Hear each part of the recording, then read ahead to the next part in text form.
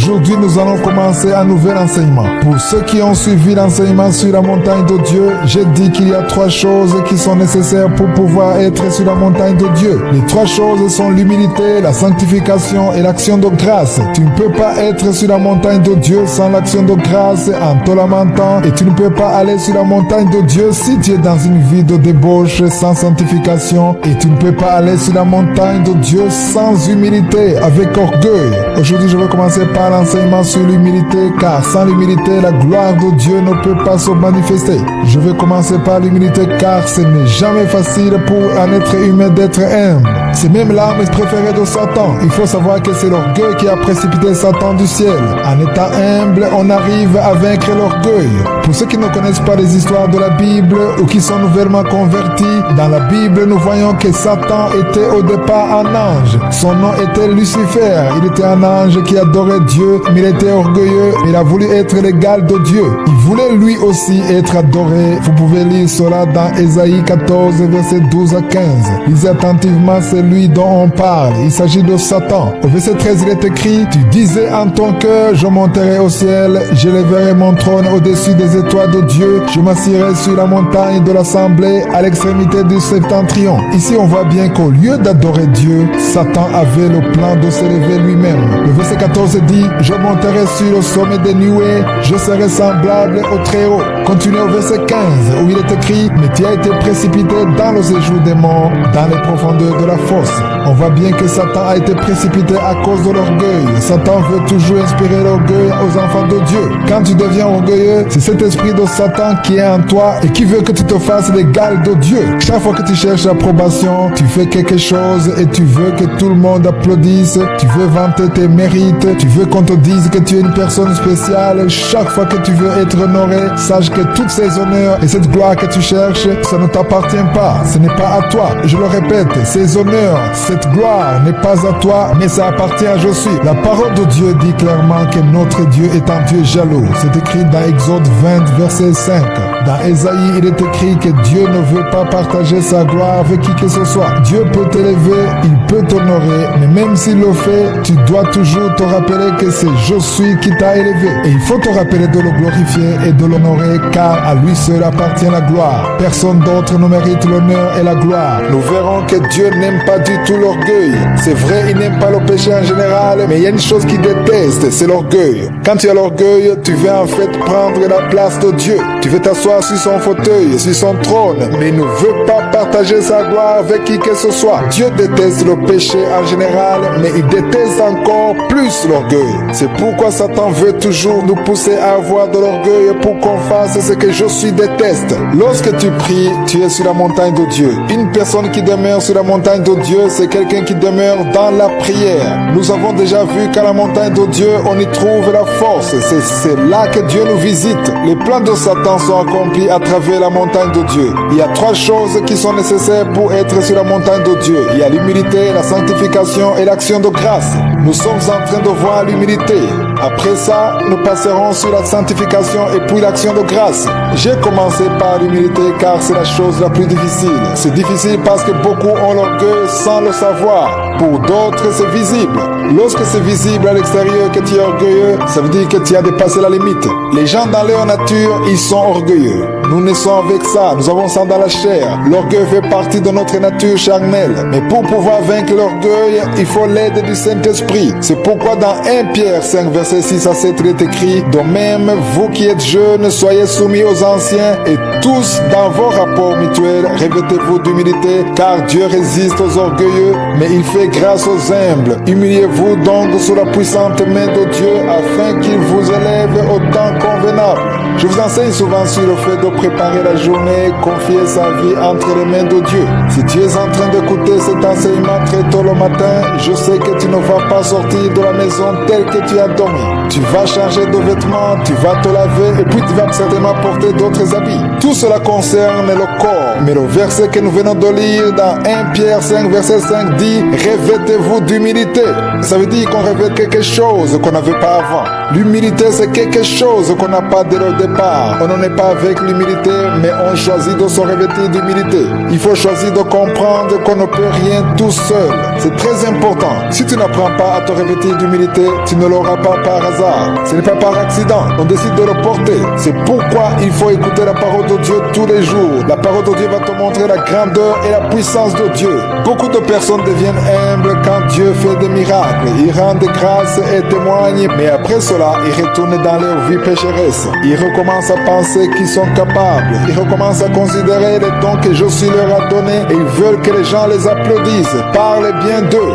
Ils cherchent la gloire des hommes. Mais chaque jour, tu dois porter l'humilité comme c'est écrit dans la parole de Dieu. Pourquoi est-ce qu'il faut le porter tous les jours? Parce que dans ce même verset, nous avons lu que Dieu résiste aux orgueilleux, mais il fait grâce aux humbles. Si tu es orgueilleux, sache que Josué va te résister, mais il fait grâce aux humbles. Si nous voulons que Dieu nous secoue, qu'il nous fasse du bien, il est temps qu'on apprenne à être humble. Le verset 6 dit, « Humiliez-vous donc sous la puissante main de Dieu, afin qu'il vous élève au temps convenable. » Les gens ne comprennent pas que Dieu fait toutes choses en son temps. En étant humble, Dieu nous élève. Si tu veux être élevé par Dieu, apprends à être humble. Si tu as un lourd fardeau, quelque chose dont tu n'arrives pas à te débarrasser, tu veux une délivrance, ça peut être une maladie incurable, des blocages dans ta vie, des liens de Satan que tu n'arrives pas à vaincre, tu as besoin de la délivrance, tu as besoin d'une percée ou un breakthrough. Il faut que tu sois humble. C'est la seule solution. Les anges de Josué travaillent avec ceux qui sont humbles. Tu peux penser que quelqu'un d'autre est béni alors qu'il a l'orgueil, mais je ne suis pas en train de parler de n'importe quelle bénédiction. Car même ceux qui ne connaissent pas Dieu, ceux qui sont orgueilleux, ils peuvent obtenir des faveurs.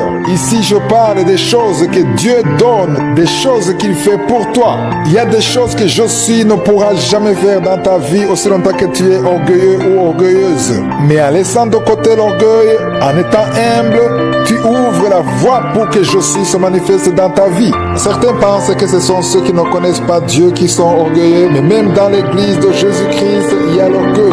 Il y a des serviteurs de Dieu qui ont le cœur plein d'orgueil. L'orgueil est quelque chose qui est dans la nature charnelle de l'homme. Chacun d'entre nous a ça dans sa nature charnelle. C'est pourquoi il faut toujours le combattre. Pierre écrit aux jeunes dans son passage, mais cette parole ne concerne pas uniquement les jeunes, mais elle concerne tout le monde. Une partie de 1 Pierre 5, verset 5 dit, « Revêtez-vous d'humilité ». Il faut que tu comprennes que de la même façon que tu portes des habits, il faut aussi te revêtir de l'humilité. Tu dois dire chaque matin quand tu prépares ta journée que tu ne peux rien faire tout seul.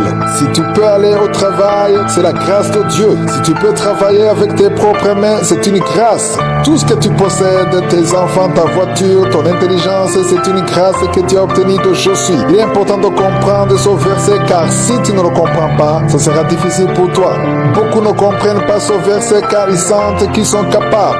Dieu résiste aux orgueilleux, mais il fait grâce aux humbles. Par rapport à ce passage, je dois dire que Satan est toujours contre les enfants de Dieu. Il les persécute jour et nuit. Mais au moins, nous avons un refuge. C'est entre les mains de Josué. Nous nous réfugions vers Josué. Si Satan est contre toi, tu peux te réfugier en Josué. Mais dans le cas où Dieu te résiste, où est-ce que tu vas te réfugier?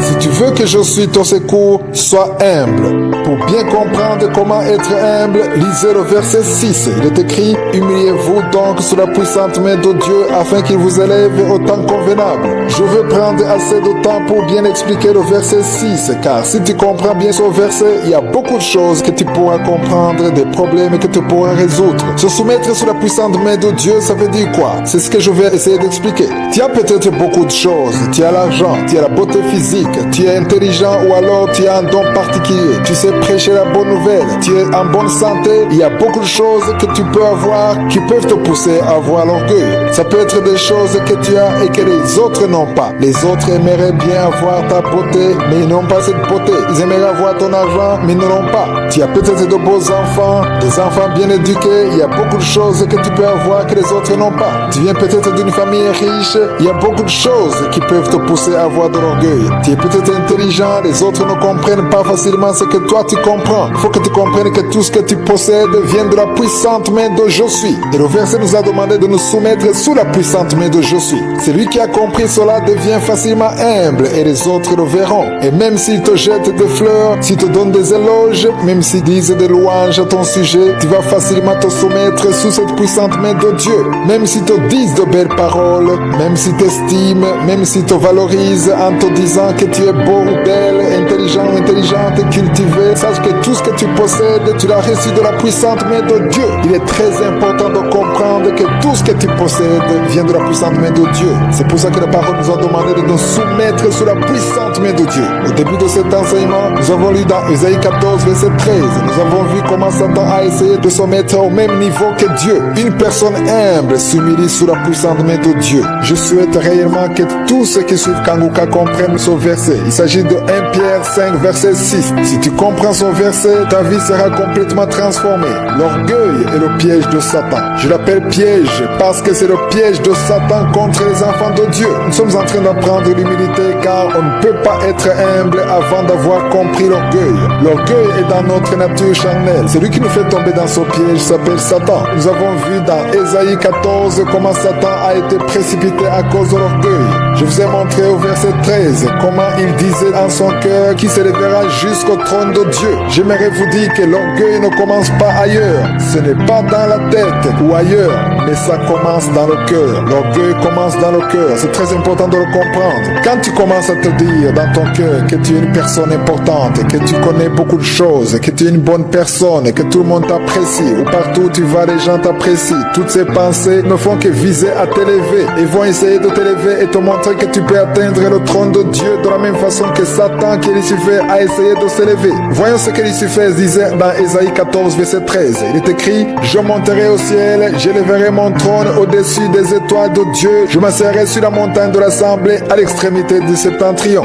Au verset 14, il est écrit: je monterai sur le sommet des nuées, je serai semblable au Très-Haut. Ici, c'est Satan qui parlait. Si tu as l'orgueil et si tu veux que les gens t'apprécient, tu es en train d'élever ton propre trône. Nous verrons au cours de cet enseignement comment les gens provoquent les louanges des autres. Tu peux faire des choses pour que les gens t'apprécient ou te louent. Si tu remarques que tu es belle ou beau, tu vas chercher une photo qui te met en valeur et tu vas mettre la photo sur ton profil, sur WhatsApp ou sur ton statut pour que les gens te voient et fassent des commentaires, surtout sur Facebook. Dans ton cœur, tu vas être satisfait de toutes les bonnes paroles qui parlent de ta beauté et tu seras en train d'élever petit à petit ton trône. Nous avons lu dans la parole de Dieu, dans 1 Pierre 5, verset 6 aussi: humiliez-vous donc sous la puissante main de Dieu afin qu'il vous élève au temps convenable. Cela veut dire que tu devras plutôt dire que tu ne peux rien de toi-même. Si tu as de belles choses, je ne renie pas, mais apprends à mettre en avant la gloire de Dieu. Toutes les belles paroles qu'on te dit, toutes les louanges qui te disent que tu as de beaux enfants, tu es belle, tu es intelligent, tu es riche, tu es beau, tu as beaucoup de dons. Dans tout cela, il est important que toi tu descendes et que Dieu seul monte, que toute la gloire lui revienne. N'accepte pas que tout cela te soit attribué. C'est là que c'est le plus difficile, car les gens aiment lorsqu'on leur parle de leur qualité, de leur puissance, de leur richesse. Ils sont satisfaits, ils sont contents, ils veulent qu'on continue de leur dire cela. Si on ne te dit rien, tu essaies de provoquer les louanges pour que tes oreilles se réjouissent. Après cet enseignement, j'aimerais qu'on change d'attitude. Qu'est-ce que je veux dire par provoquer les louanges? Provoquer les louanges, c'est faire des choses afin que les gens te louent. Par exemple, tu peux soutenir l'œuvre de Dieu dans l'église et tu veux absolument qu'on parle de toi. Tu veux que toute l'église sache que c'est toi qui as fait ceci ou cela. Cela veut dire que tu seras en train de chercher les louanges. Jésus nous l'a fortement interdit. Quand tu fais quelque chose, que ton don reste dans la discrétion. Personne n'est censé connaître ce que tu fais. Autre chose qui concerne surtout les filles et les femmes lorsqu'elles voient qu'elles sont belles. Tout le monde te dit que tu es belle, tu te maquilles et tu publies ta photo sur Facebook pour que les gens te voient et fassent des commentaires. Tu remarqueras que c'est l'esprit d'orgueil qui t'a poussé à le faire quand tu mettras ta photo et que personne ne fasse un commentaire. Si personne ne commente et ne dit rien, tu vas te sentir frustré. Mais s'ils parlent de toi s'ils font des commentaires, tu seras très content, tu seras très satisfait ou satisfaite. Et en agissant ainsi, on ne se rend même pas compte qu'on est en train d'élever notre niveau au trône de Dieu. Mais la parole de Dieu nous dit ceci: humiliez-vous donc sous la puissante main de Dieu afin qu'il vous élève au temps convenable.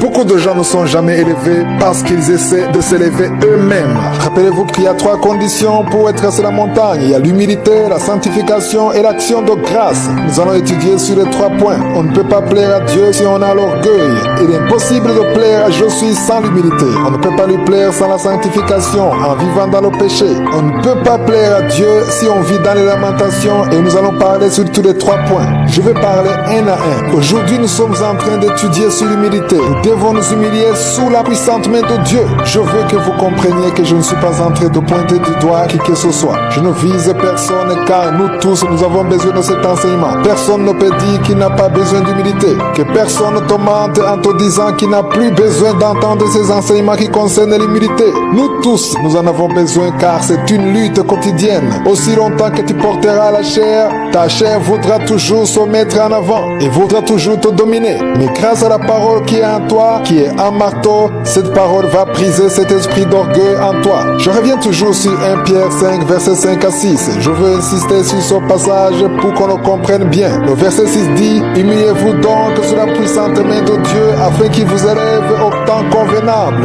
Ici, je veux parler sur le temps convenable. Tu peux te dire que tu vas être humble pour que Dieu t'élève, car c'est ce que dit ce verset. Mais Dieu va t'élever au temps convenable. Quel est le temps convenable? Ça veut dire que je suis et c'est lui qui sait ce qu'il est en train de faire en toi. Il y a beaucoup de choses que Dieu ne peut pas faire dans notre vie parce que nous sommes orgueilleux. Il y a des miracles que Dieu ne peut pas accomplir dans nos vies parce que nous sommes orgueilleux. Il y a des bénédictions que Dieu a prévues pour toi que tu n'es pas en train de vivre aujourd'hui à cause de l'orgueil. Il y a des œuvres que je veux accomplir, mais les anges n'arrivent pas à les réaliser à cause de l'orgueil. Que veut dire avoir l'orgueil?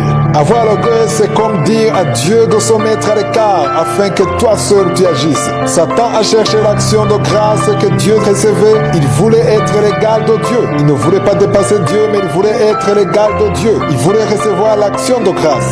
L'esprit d'orgueil nous pousse à vouloir l'action de grâce qui ne nous appartient pas. J'ai déjà enseigné sur un sujet que j'ai appelé les voleurs de la gloire. Ça parlait des gens qui voulaient voler la gloire de Dieu et se l'approprier. J'aimerais te dire que tout ce que tu peux faire de bien, tout ce que tu peux faire que les autres ne peuvent pas faire, c'est justement parce que je suis t'a fait une faveur. Ça ne devrait pas te faire sentir supérieur aux autres. Je suis donne des dons parce qu'il veut se manifester, parce qu'il veut être honoré. J'ai déjà dit que souvent les femmes et les filles, lorsqu'elles voient qu'elles sont belles, elles veulent le montrer, elles veulent le prouver à tout le monde. Ils font tout pour poster leur beauté sur le statut ou leur profil sur Facebook. Mais cela ne concerne pas uniquement les femmes ou les filles. Même les hommes le font. Bien sûr, les hommes ne le font pas comme les femmes, mais eux aussi veulent montrer leur point fort. Un homme voudra montrer sa richesse, sa force, ce dont il est capable, ses études, son intelligence. Il cherchera par tous les moyens à informer les autres qu'il est capable de faire ceci ou cela. Et il sera satisfait lorsque beaucoup de gens lui diront de belles paroles, des paroles pour le valoriser. Je veux qu'on apprenne à ne pas désirer les louanges des hommes, parce que les louanges sont destinées à je suis. Si les gens te donnent des louanges, dis toujours que Dieu soit glorifié. C'est important que tu comprennes que tu ne peux rien tout seul. Si tu comprends cela, tu auras compris ce que veut dire réellement être humble. Pour pouvoir s'humilier sous la puissance de Dieu, il faut savoir que tu ne peux même pas tenir sur tes jambes si je suis n'est pas avec toi. Tu ne peux même pas démarrer ta voiture. Tu ne peux pas vivre une seule seconde. Tu ne peux pas même respirer sans je suis. C'est je suis qui te donne la force. C'est lui qui te nourrit. C'est lui qui te donne l'air que tu respires. C'est lui ta vie. C'est lui ton avenir. Il est tout. Tu ne peux rien sans lui. Si les gens te disent que tu es extraordinaire, réponds que ce n'est pas toi qui es extraordinaire, mais c'est je suis qui mérite toute la gloire. C'est vrai que tu es intelligent, je n'ai pas dit que tu n'es pas intelligent, mais c'est je suis qui t'a donné cette intelligence pour sa gloire. Je suis est le seul à connaître son temps convenable. Tu peux essayer d'être humble pendant une semaine, 2 semaines, un mois, mais le jour où Dieu va décider de t'élever, c'est lui seul qui le connaît car il est en train de te transformer. En étant humble, tu ouvres la voie à l'Esprit Saint afin qu'il vienne dans ta vie. Quand tu es humble, tu attires les anges de je suis pour qu'ils viennent dans ta vie. Les anges pénètrent dans ta famille, dans tout ce que tu es en train de faire. Je suis prêt alors venir dans ta vie. Il y a beaucoup de choses qu'il ne fait pas à cause de l'orgueil. C'est pourquoi lorsque tu décides de le laisser agir, si tu décides de quitter ton trône afin que lui seul vienne régner dans ta vie, là Josué se manifeste d'une façon extraordinaire. Voyez maintenant ce que dit Jacques quand il dit la même chose dans Jacques 4 verset 6 à 7. La plupart aiment se limiter sur le verset 7, Jacques 4 verset 7, et surtout les jeunes, ils aiment surtout la deuxième partie de ce verset. La deuxième partie de ce verset dit « Résistez au diable et il fuira loin de vous ». Je vais rectifier un peu car on ne peut pas prendre juste une partie de ce verset. Il est important de considérer tout le verset de Jacques 4 verset 7. Je vais lire entièrement le verset 7. Il est écrit « Soumettez-vous donc à Dieu, résistez au diable et il fuira loin de vous ». On voit bien que ça ne commence pas par résister, mais on commence par « Soumettez-vous donc à Dieu ». Pierre l'a bien dit, mais Jacques le dit mieux encore. Il nous montre qu'on peut se tromper en disant qu'on est en train de résister à Satan par le pouvoir du nom de Jésus, par le pouvoir du sang de Jésus. À cause de l'orgueil qu'on a encore dans le cœur, Satan a toujours une porte d'entrée. Nous devons comprendre que si on est incapable d'être humble, on ne peut pas aller plus loin. On ne peut pas résister à Satan. Il y a beaucoup de problèmes que tu ne pourras pas vaincre à cause de l'orgueil. Pour bien le comprendre, lis un peu le verset 6. Il dit « Il accorde au contraire une grâce plus excellente. C'est pourquoi l'Écriture dit « Dieu résiste aux orgueilleux, mais il fait grâce aux humbles. » Que veut dire grâce? Je le dis souvent dans cette émission. La grâce est une puissance de Dieu qui te permet de faire ce que tu ne peux pas faire de toi-même. Je reprends. La grâce de Dieu est la puissance de Dieu qui te permet de faire ce que tu ne peux pas faire de toi-même. On a lu que Dieu donne une grâce excellente. Mais à qui? Il est évident qu'il donne cette grâce excellente à ceux qui sont humbles. C'est pourquoi au verset 6, Jean reprend ce que Pierre a dit et il s'adresse aux jeunes. Il dit « Dieu résiste aux orgueilleux, mais il fait grâce aux humbles. » Si tu veux avoir la grâce de Dieu dans ta vie, apprends à être humble. Tu n'auras jamais la grâce de Dieu si tu n'es pas humble. Il y a beaucoup de choses que tu n'auras jamais si tu n'es pas humble. Je vais parler de beaucoup de choses dans cette émission. Je vais vous montrer les portes qu'emprunte l'esprit d'orgueil. Il s'agit de cette porte. On va en parler. Vous comprendrez que si vous parvenez à fermer ces portes, Satan n'aura pas où passer pour vous donner ce virus. Je considère toujours l'orgueil comme un virus, car l'orgueil te bloque et te fait reculer en arrière et te tue et t'empêche d'avoir cette communion avec je suis. Après avoir compris le verset 6, tu peux passer au verset 7. Le verset 7 montre qu'on ne peut pas vaincre Satan et qu'il ne peut pas fuir si on a l'orgueil. Qu'est-ce qui pourrait faire fuir Satan? Pourquoi il fuit? Dans 1 Pierre chapitre 5, je vais encore une fois le dire, nous avons vu que Dieu résiste aux orgueilleux et il fait grâce aux humbles. Mais il y a un problème quand c'est Dieu qui nous résiste. Satan te montrera que tu es quelqu'un d'extraordinaire. Il va remplir ton cœur d'orgueil avec un seul objectif. Il veut que ta force diminue. Il est important qu'on le comprenne. Aussi longtemps que tu auras l'orgueil dans ton cœur, tu seras en train de diminuer la force de l'Esprit Saint. L'Esprit Saint ne pourra pas bien agir dans ta vie. Il y a des miracles que Dieu pourrait faire, mais qu'il ne fera pas à cause de ton orgueil. Le problème, c'est que quand tu as l'orgueil, tu n'as plus de refuge. Satan sera en train de te combattre car il est toujours contre toi. C'est naturel pour Satan. Il te combat tous les jours. Mais quand tu as l'orgueil, Dieu aussi va te résister. Je suis en train de parler des choses que nous ne sommes pas habitués à entendre. Peut-être que pour certains, ce n'est pas facile à entendre, mais c'est la parole de Dieu. Lis bien dans ta Bible. Il est écrit « Résistez au diable et il fuira loin de vous ». Dieu t'aime, c'est vrai. Mais il n'aime pas l'orgueil. C'est une chose que Dieu déteste, car c'est l'orgueil qui a fait chuter Satan. Et il veut que nous aussi nous provoquions la jalousie de Dieu. Dans Jacques 4, on nous parle de la jalousie de Dieu. Dieu nous chérit beaucoup en tant que ses enfants, mais il nous résiste à cause de l'orgueil. La victoire se manifeste au verset 7, c'est-à-dire Jacques 4, verset 7. Ne considérez plus la deuxième partie de ce verset, mais commencez par le début de ce verset qui dit « Soumettez-vous donc à Dieu, résistez au diable et il fuira loin de vous. » Qu'est-ce que le diable va fuir? Il va fuir « Je suis » manifesté dans ta vie. Car lorsque tu es humble, il n'est plus visible, mais c'est « Je suis » qui devient visible. C'est pourquoi Paul dit ceci dans Galates 2, verset 20. « J'ai été crucifié avec Christ, et si je vis, ce n'est plus moi qui vis, c'est Christ qui vit en moi. Et si je vis maintenant dans la chair, je vis dans la foi au Fils de Dieu qui m'a aimé et qui s'est livré lui-même pour moi. » Ce n'était plus Paul qui était visible, mais c'était Jésus. Le problème qui arrive souvent dans notre notre combat spirituel, c'est que nous luttons contre les mauvais esprits. Ils viennent nous combattre et c'est nous-mêmes qu'ils voient. Si tu es humble, ce n'est pas toi que Satan verra, mais il verra je suis qui est en toi. C'est pourquoi les gens qui sont humbles ne se défendent pas lorsqu'on dit du mal d'eux. J'ai déjà vu que certains enfants de Dieu s'acharnent sur les réseaux sociaux, les serviteurs de Dieu qui s'énervent sur Facebook. Ils essaient de se défendre, de se justifier en montrant que ce qu'on dit sur eux n'est pas vrai. Ils s'énervent et deviennent nerveux à cause de ça. Ils essaient de montrer qu'ils sont justes et qu'on raconte des mensonges. Tout cela montre que la personne en question est en vie. Si tu n'es pas en vie et que c'est Christ qui est vivant en toi, même si on dit des choses fausses sur toi, tu ne vas pas te justifier. Tu ne le feras pas car Christ lui-même combattra pour toi. C'est ce qui fait fuir Satan car ce n'est plus toi qu'il voit, mais il voit Christ en toi. Mais si tu continues à te défendre, si tu continues de prouver que tu es honnête, cela montre que tu es en train de te justifier. Si tu es mort, c'est Christ qui sera lui-même visible en toi. C'est lui qui va te justifier et c'est lui qui va te défendre. Peu importe le problème que tu as, parle à Jésus, c'est lui qui combattra pour toi. Rassure-toi, lorsque Jésus combattra pour toi, Satan fuira car il ne peut pas affronter Jésus. C'est impossible. Si tu as l'orgueil, c'est toi que Satan verra. Au lieu de voir Jésus, c'est toi qu'il verra. Mais si tu es humble et que tu acceptes de t'humilier sous la puissante main de Je suis, Satan verra Je suis et il va fuir. Rappelez-vous, lorsque Jésus a croisé un homme possédé par les démons ont dit qu'il s'appelait Légion. Je ne sais pas si vous vous rappelez de cette histoire. Ces démons ont commencé à crier et implorer Jésus de leur permettre de fuir, car ils voyaient la puissance qui était en Jésus. Il faut que nous comprenions que Jésus-Christ est puissant. Si parfois les démons peuvent sous-estimer les enfants de Dieu, c'est parce qu'ils ne voient pas Christ en eux.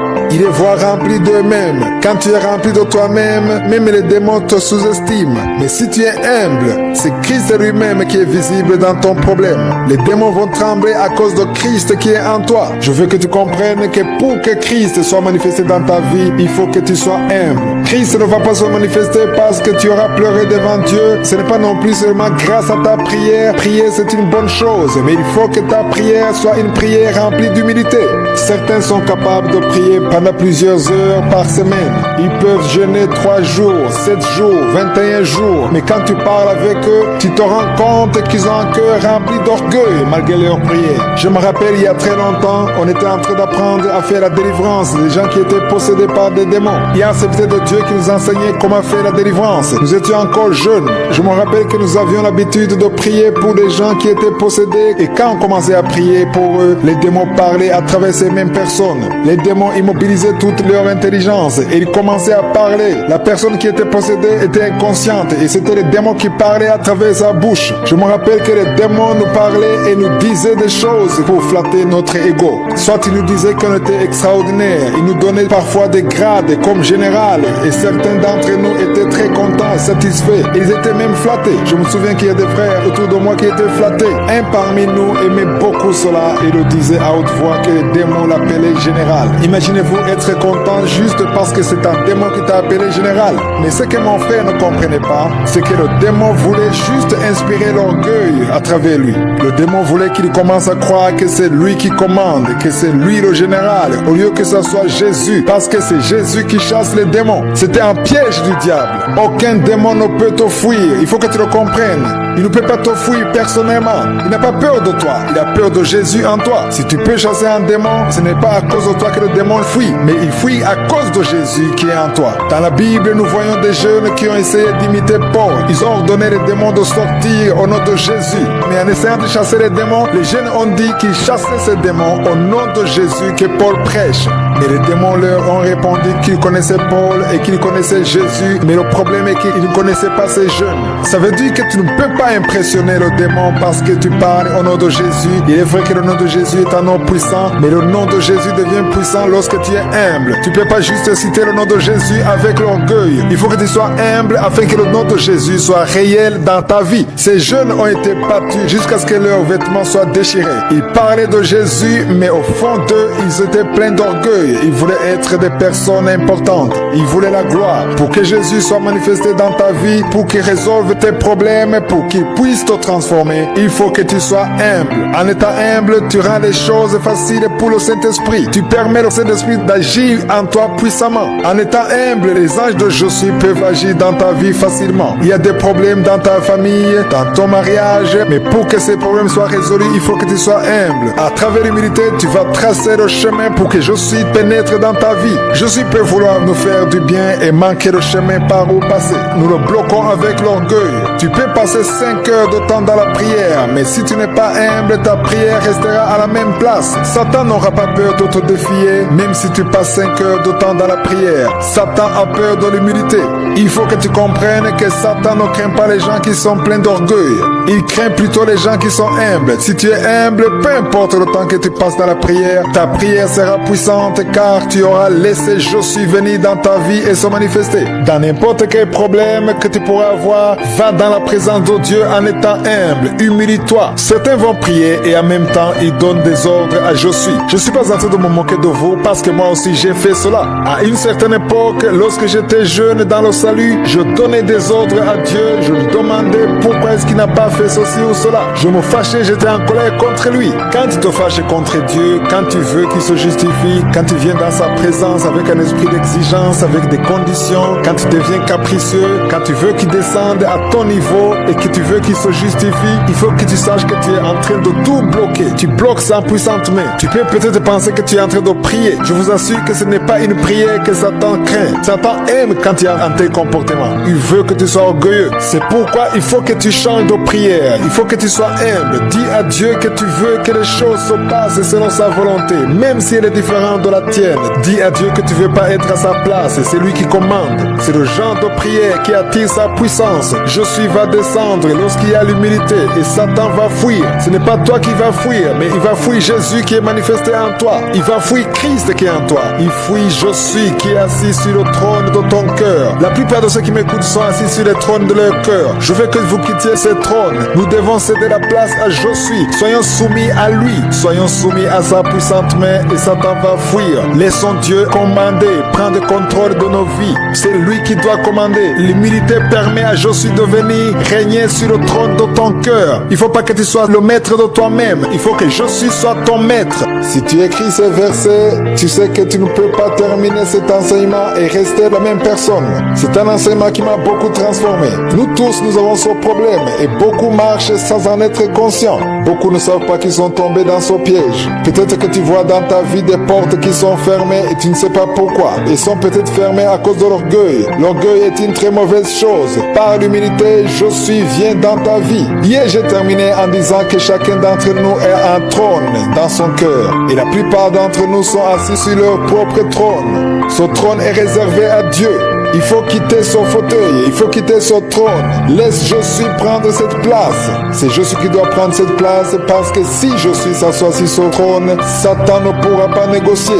Devant Josué, Satan doit fuir. Il n'a pas d'autre choix. Josué est un feu dévorant. Aucun démon ne peut résister face à Josué. C'est pourquoi lorsque tu prends la décision de descendre et de quitter ce trône pour que Josué y reste et que tu laisses vraiment prendre cette place, Satan n'a pas d'autre choix. Il doit fuir et il n'aura plus de pouvoir sur toi. Il y a quelqu'un que j'aime beaucoup dans la Bible. Il a bien compris ce que je suis en train de vous dire. C'est Jean-Baptiste. Lisez dans Jean chapitre 3 verset 28. Jean-Baptiste était très populaire. Tout le monde venait à lui et Jean-Baptiste prenait la bonne nouvelle de la repentance. Il baptisait beaucoup de personnes. Tout son monde ne voyait que lui. Mais Jean-Baptiste a compris que son temps était écoulé et que le temps de Jésus était venu. Jean-Baptiste a dit aux gens qui étaient autour de lui de ne plus le suivre, mais de suivre Jésus. Il y a une chose très importante qu'il a dite dans Jean 3 verset 28. Il a dit, vous-même êtes témoins que j'ai dit, je ne suis pas le Christ, mais j'ai été envoyé devant lui. En d'autres mots, il disait que ce n'était pas lui le Sauveur, le Rédempteur, le Fils de Dieu, le Christ qu'on attendait. J'ai beaucoup aimé son attitude. C'est pourquoi si tu es un serviteur de Dieu, si Dieu te fait faire des miracles, dis aux autres que ce n'est pas toi qui fais ces miracles, mais que c'est Christ qui les fait. La force que tu as, n'oublie pas que c'est la grâce de Dieu.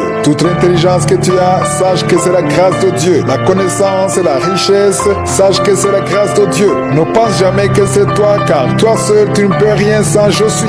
J'aime beaucoup le verset 30. Si tu as la Bible, souligne son passage ou écris-le quelque part, car c'est un message très puissant. Avant d'avoir compris ce verset, il y a beaucoup de portes qui ne seront pas ouvertes dans ta vie. Ce verset dit, c'est-à-dire verset 30, Jean a dit, il faut qu'il croisse que je diminue. C'est très profond. Jean a dit qu'il faut que Jésus croisse et que lui, Jean, diminue. C'est comme les pédales d'un vélo. Ils ne peuvent pas être en haut en même temps. Le vélo ne pourrait pas rouler. Il faut qu'une pédale descende et que l'autre monte. Pour que Dieu se manifeste dans notre vie, il faut que nous descendions. Il faut qu'on diminue et que dans nos cœurs, l'orgueil ne soit plus et laisse la place à l'humilité. Si un verre est rempli d'eau, il n'y a plus de place pour en ajouter. Si tu continues à verser de l'eau dans un verre rempli, l'eau va se déverser par terre.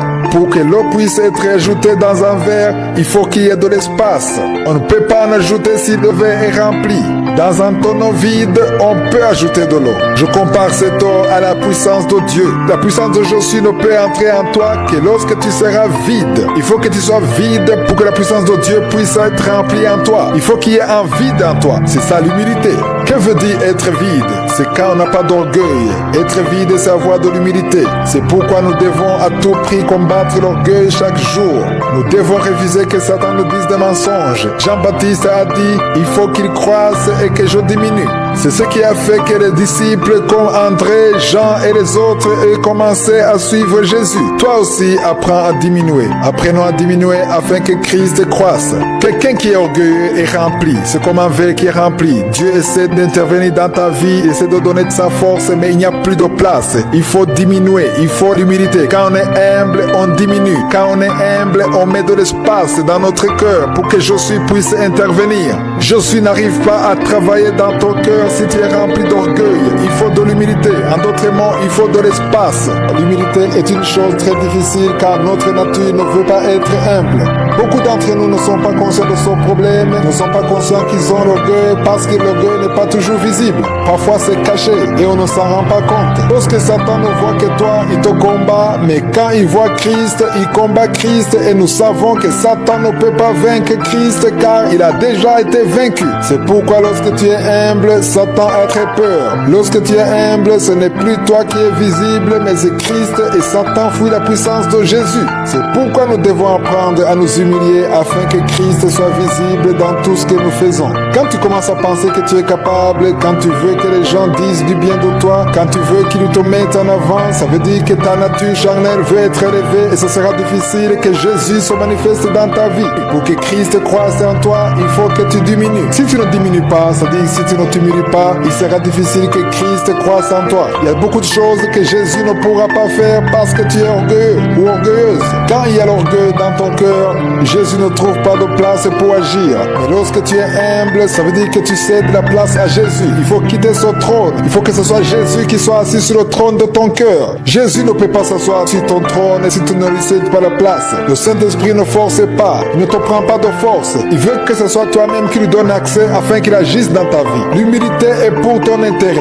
Même si ta chair ne veut pas, les gens autour de toi aussi peuvent te sous-estimer et te traiter comme si tu n'étais rien du tout. Tu te sentiras blessé dans la chair, mais il est important que tu comprennes que tu ne seras jamais ce que les gens ont dit que tu seras. C'est très important de le comprendre. Les gens peuvent te mépriser, mais tu ne vas pas être méprisé parce qu'ils te méprisent. Tu es celui que tu es malgré tout ce que les gens vont dire. Tu ne seras pas un voleur parce que les gens ont dit que tu es un voleur. S'ils ont dit que tu n'es pas intelligent, tu ne le seras pas parce qu'ils l'ont dit. Si les gens disent que tu es laide, que tu n'es pas belle, ce n'est pas pour autant que tu vas le devenir. J'aimerais te dire que tu es tout ce que Jésus veut que tu sois. Ce qui est important, ce n'est pas ce que les gens disent de toi, mais c'est ce que Jésus dit de toi. Il y a une image que Jésus a sur toi et il est important que tu gardes cette image et que tu marches selon sa volonté. Garde ton attention sur ce que Jésus pense de toi plutôt que sur ce que les gens pensent de toi. La première chose que nous devons apprendre dans cet enseignement sur l'humilité, c'est que nous ne devons pas considérer ce que les gens disent de nous. Beaucoup luttent contre cet esprit d'orgueil parce qu'ils veulent impressionner les autres. Considérons d'abord ce que pense le ciel de nous et surtout gardons notre attention sur ce que dit le ciel sur notre vie. Que pense le ciel de toi? Je veux que tu prennes le temps d'y réfléchir. Pose-toi la question de savoir comment Jésus te voit, comment il voit ta vie. Es-tu satisfait de la vie que tu mènes? Quand tu commences à penser à ce que Dieu pense de toi, c'est le début de l'humilité. L'orgueil ne te poussera jamais à considérer la pensée de Dieu sur toi, mais te poussera plutôt à te demander ce que les gens pensent de toi. Et te fera considérer ça, et tu vas désirer dans ton cœur que les gens disent de belles paroles sur toi. Tu vas chercher à ce que les gens te louent, t'apprécient. Dans toute prière, il faut qu'il y ait de l'humilité. Beaucoup de prières sont remplies d'orgueil. Il est important qu'on apprenne que même quand on prie dans le nom de Jésus, l'essentiel ce n'est pas de se mettre à genoux, car certains pensent que le fait de se mettre à genoux à terre est un signe d'humilité. Tu peux te mettre à genoux alors que ton cœur est rempli d'orgueil.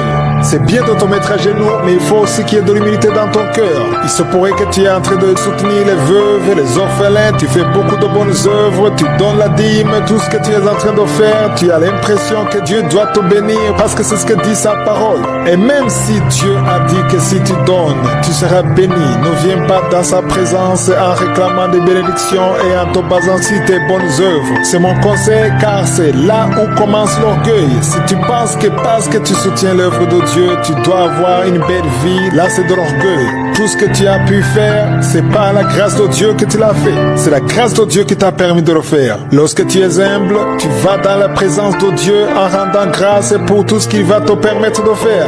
Si tu pries pour les autres, si tu fais de bonnes œuvres pour Dieu, si tu aides les pauvres, sache que tu le fais par la grâce de Dieu. Rends grâce à Jésus qui te donne la justice. Rends grâce à Dieu qui te permet de vaincre le péché. Rends grâce à Dieu qui te permet de faire des choses que tout le monde ne peut pas faire. Une personne réveillée est remplie d'actions de grâce. Si tu es réveillé, tu ne vas pas réclamer des choses. Si tu fais des choses parce que tu veux l'approbation des gens et que tu gardes cette attitude devant je suis, tu n'es pas humble, car je suis connaît tes œuvres et c'est lui qui t'a permis de les accomplir. Sans lui, tu n'aurais pu rien faire. C'est pourquoi quand tu vas dans la prière, il faut t'humilier. Ne commence pas à raconter tout ce que tu fais, parce que Dieu connaît déjà tout ce que tu fais. Commence plutôt à rendre grâce à celui qui te donne la force. Après avoir rendu grâce pour ça, il faut que tu connaisses les promesses de Dieu pour ceux qui s'aiment dans le royaume ou qui aide les autres. Ainsi, tu vas rendre grâce pour tout ce qu'il t'a permis de faire, sans oublier de lui montrer ses promesses envers ceux qui agissent comme toi. Prie dans le nom de Jésus afin que sa promesse devienne une réalité pour toi. Et termine ta prière comme Jésus l'a fait quand il a dit, non pas ce que je veux, mais ce que toi tu veux. C'est ça la prière d'une personne humble. Celui qui est humble ne donne pas des ordres. Il n'exige pas de voir se réaliser ce qu'il veut. Même si c'est Dieu qui t'a donné cette promesse, il faut que tu sois humble parce que c'est je suis qui a toujours le dernier mot. C'est lui qui te l'a promis et c'est lui qui le réalise quand il veut et surtout comment il veut. Si te l'a promis, sois humble, dis-lui que tu attends sa promesse.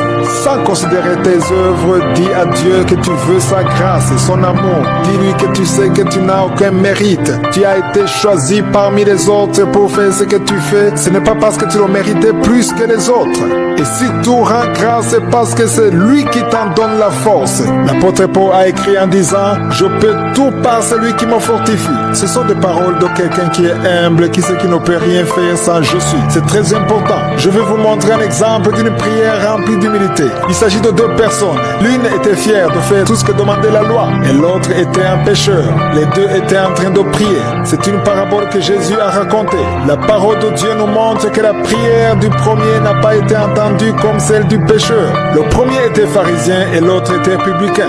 La prière du pécheur a été entendue plus que la prière du pharisien. Vous pouvez lire cela dans Luc 18, versets 10 à 14. Lisez-le dans vos propres Bibles. Les versets 11 à 12 disent « Le pharisien debout priait en lui-même en disant « Ô Dieu, je te rends grâce de ce que je ne suis pas comme le reste des hommes qui sont ravisseurs, injustes, adultères ou même comme ce publicain. » On sent vraiment de l'orgueil dans cette prière. Ce qu'il disait était vrai car il n'était pas un ravisseur, il n'était pas un voleur, il n'était pas un adultère. Et au verset 12, il ajoute en disant « Je jeûne 2 fois la semaine, je donne la dîme de tous mes revenus. » Ici, il était en train de décrire à quel point il était correct, à quel point il était juste et il cite toutes ses bonnes œuvres. Quand vous entrez dans la prière, n'essayez pas d'exposer vos bonnes œuvres, vos qualités. Non, soyez humble devant Dieu. Dans Luc chapitre 18, verset 10 à 14, du verset 11 à 12, on nous montre la prière du pharisien où il priait en disant « Ô Dieu, je te rends grâce de ce que je ne suis pas comme comme le reste des hommes qui sont ravisseurs, injustes, adultères ou même comme son publicain. En d'autres mots, il était en train de montrer à Dieu ses bonnes œuvres. Aujourd'hui encore, il y a des gens qui vont dans la présence de Dieu et ils commencent à montrer à Dieu ce dont ils sont capables de faire. Il y en a ceux qui parlent à Dieu dans la prière en disant: Seigneur, tu vois toi-même que j'ai aidé dans la construction de l'église. Tu vois que je soutiens les veuves, les orphelins. Je te rends grâce que je peux faire ceci ou cela.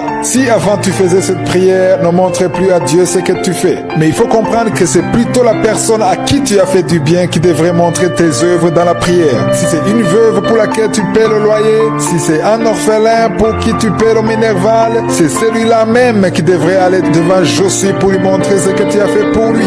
Cette prière va toucher le cœur de Dieu plutôt que si ça avait été toi-même qui parlais de tout ce que tu fais pour les autres. Ne va pas dans la présence de Dieu pour lui montrer les personnes pour qui tu as payé le minerval, mais rends plutôt grâce à Dieu qui te permet d'avoir un cœur compatissant, miséricordieux pour pouvoir t'occuper de cette personne. C'est ça une prière humble. Il ne faut pas montrer à Dieu ce que tu fais. Sois humble et rends-lui grâce pour tout ce qu'il fait à travers toi. Au verset 12, on continue de parler de la prière du pharisien où il dit: je jeûne 2 fois la semaine, je donne la dîme de tous mes revenus. En d'autres mots, il était en train de montrer à Dieu à quel point il était juste. Il faut comprendre que tout ce qu'il disait était vrai. Ce n'était pas des mensonges. Il faisait tout ce qu'il faisait. Il était correct. Il payait la dîme. Il aidait les pauvres. Mais au verset 13, on parle de la prière du publicain où il est écrit: le publicain se tenait à distance, n'osait même pas lever les yeux au ciel, mais il se frappait la poitrine en disant: ô Dieu, sois apaisé envers moi qui suis un pécheur. Le publicain était humble. Il a reconnu ses faiblesses. Il a demandé pardon à Dieu. Il n'y avait pas d'orgueil du tout dans son cœur. Au verset 14, Jésus a dit: celui-ci descendit dans sa maison justifié plutôt que l'autre. Car quiconque s'élève sera abaissé et celui qui s'abaisse sera élevé. Est-ce que vous avez compris la fin du verset? Il est dit: quiconque s'élève sera abaissé et celui qui s'abaisse sera élevé. Est-ce que vous comprenez cela? Si tu veux être élevé, si tu veux avoir une promotion, si tu veux faire un pas dans ta vie, le secret c'est d'être humble. Si tu veux avoir une promotion dans tout ce que tu fais, il faut que tu sois humble. C'est le seul moyen d'être élevé par je suis. En rapport avec la prière, Jésus dit dans Matthieu 6, verset 5 ceci: lorsque vous priez, ne soyez pas comme les hypocrites qui aiment à prier debout dans les synagogues et au coin des rues pour être vus des hommes. Je vous le dis en vérité, ils reçoivent leur récompense. Ici, Jésus parle d'une récompense. De quelle récompense parle-t-il? Il s'agit des louanges des gens, des honneurs, les gens qui parlent bien de toi. C'est ça la récompense. Si tu veux la louange des hommes et que les hommes t'applaudissent, ils t'acclament, c'est ça la récompense. Il y en a qui prient et qui veulent que tout le monde sache qu'ils ont une vie de prière. Il y a ceux qui font des jeûnes de 40 jours. Ils veulent informer tout le monde qui sont dans le jeûne de 40 jours. Toute l'église est au courant que tu es dans le jeûne de 40 jours. Certains le disent même sur Facebook. Tu verras quelqu'un qui dit à tout le monde qu'il ne sera pas disponible les prochains jours parce qu'il va faire un jeûne de 40 jours. Souvent, l'esprit qui le pousse à faire cela, c'est l'esprit d'orgueil. Quand on entre dans le jeûne pour la prière, on n'a pas besoin d'informer tout le monde. C'est entre toi et Dieu. Lorsque tu veux que les gens t'apprécient, te jettent des fleurs, ça veut dire que tu es hypocrite. Ce n'est pas moi qui te le dis, mais c'est la parole de Dieu. Pourquoi Jésus parle d'hypocrite? Ça veut dire que c'est lui qui agit de la sorte, ne veut pas plaire à Dieu, mais il veut plaire aux hommes. Cela ne concerne pas uniquement une prière, mais c'est toute chose que tu fais. Tout ce que tu fais pour que les gens t'apprécient, pour qu'ils disent du bien de toi, tu seras devenu hypocrite. Mais une prière sincère, c'est une prière qui veut toucher le cœur de je suis. C'est une prière qui veut plaire à je suis. Comme nous l'avons lu dans Matthieu 6, verset 5, Jésus est en train de montrer que chaque fois que vous priez, vous ne devez pas être comme des hypocrites, car les hypocrites veulent impressionner les autres. Ils veulent montrer qu'ils sont spirituels. Jésus dit qu'ils reçoivent leur récompense. La récompense qu'ils reçoivent, c'est l'approbation des gens. Je ne sais pas si vous avez déjà entendu les autres parler de quelqu'un en disant qu'il est spirituel ou qu'il prie des heures. Il peut passer 4 heures de temps dans la prière. Et quand on regarde de plus près, ceux qui le disent ne mentent pas. Cette personne prie réellement durant 4 heures. Mais il fait tout pour que tout le monde soit au courant de cette réalité. Partout où il va, il raconte comment il passe 4 heures dans la prière. S'il fait un jeûne de 7 jours, il le dit au micro devant toute l'église. Et et sans s'en rendre compte, c'est l'esprit d'orgueil qui le pousse à informer tout le monde de ce qu'il fait en secret avec Dieu. Il veut que tout le monde le voit comme quelqu'un d'extraordinaire, quelqu'un de très spirituel. Et s'il fait un jeûne de 40 jours, tout le monde sera au courant. Il veut le dire sur Facebook, sur les réseaux sociaux. C'est cela que Jésus appelle la prière d'hypocrisie. Tu veux que les gens t'apprécient, tu veux leur approbation. Jésus dit que c'est ça ta récompense. Si tu agis ainsi, n'attends pas autre chose, car il est clair que tu te soucies beaucoup plus des acclamations des gens plutôt que les acclamations du ciel. Si vous lisez dans Matthieu 6, versets 16 à 17, Jésus parle de jeûne. Il dit, lorsque vous jeûnez, ne prenez pas un air triste comme les hypocrites qui se rendent le visage tout défait pour montrer aux hommes qu'ils jeûnent. Je vous le dis en vérité, ils reçoivent leur récompense. Je suis en train de lire dans Matthieu 6, versets 16 à 17. Ici encore, Jésus parle d'hypocrisie. Je ne sais pas si vous vous rendez compte que quand on veut montrer à tout le monde qu'on jeûne, quand on garde un air triste, abattu, et quand les gens te demandent ce qui ne va pas, tu leur diras que tu es au 7e jour de jeûne. C'est de l'hypocrisie. Quelle est la récompense qu'ils reçoivent?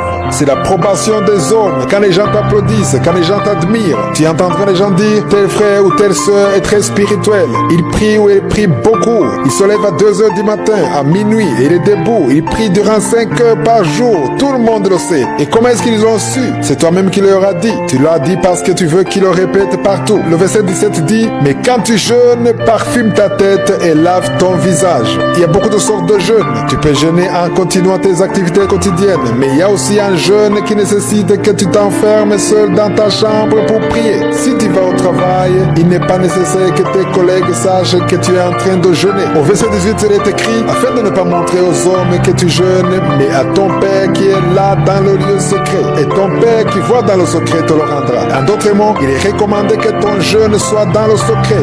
Montre-le uniquement à ton Père qui est dans le lieu secret. Et ton Père qui voit dans le secret te le rendra. Ta récompense viendra du ciel.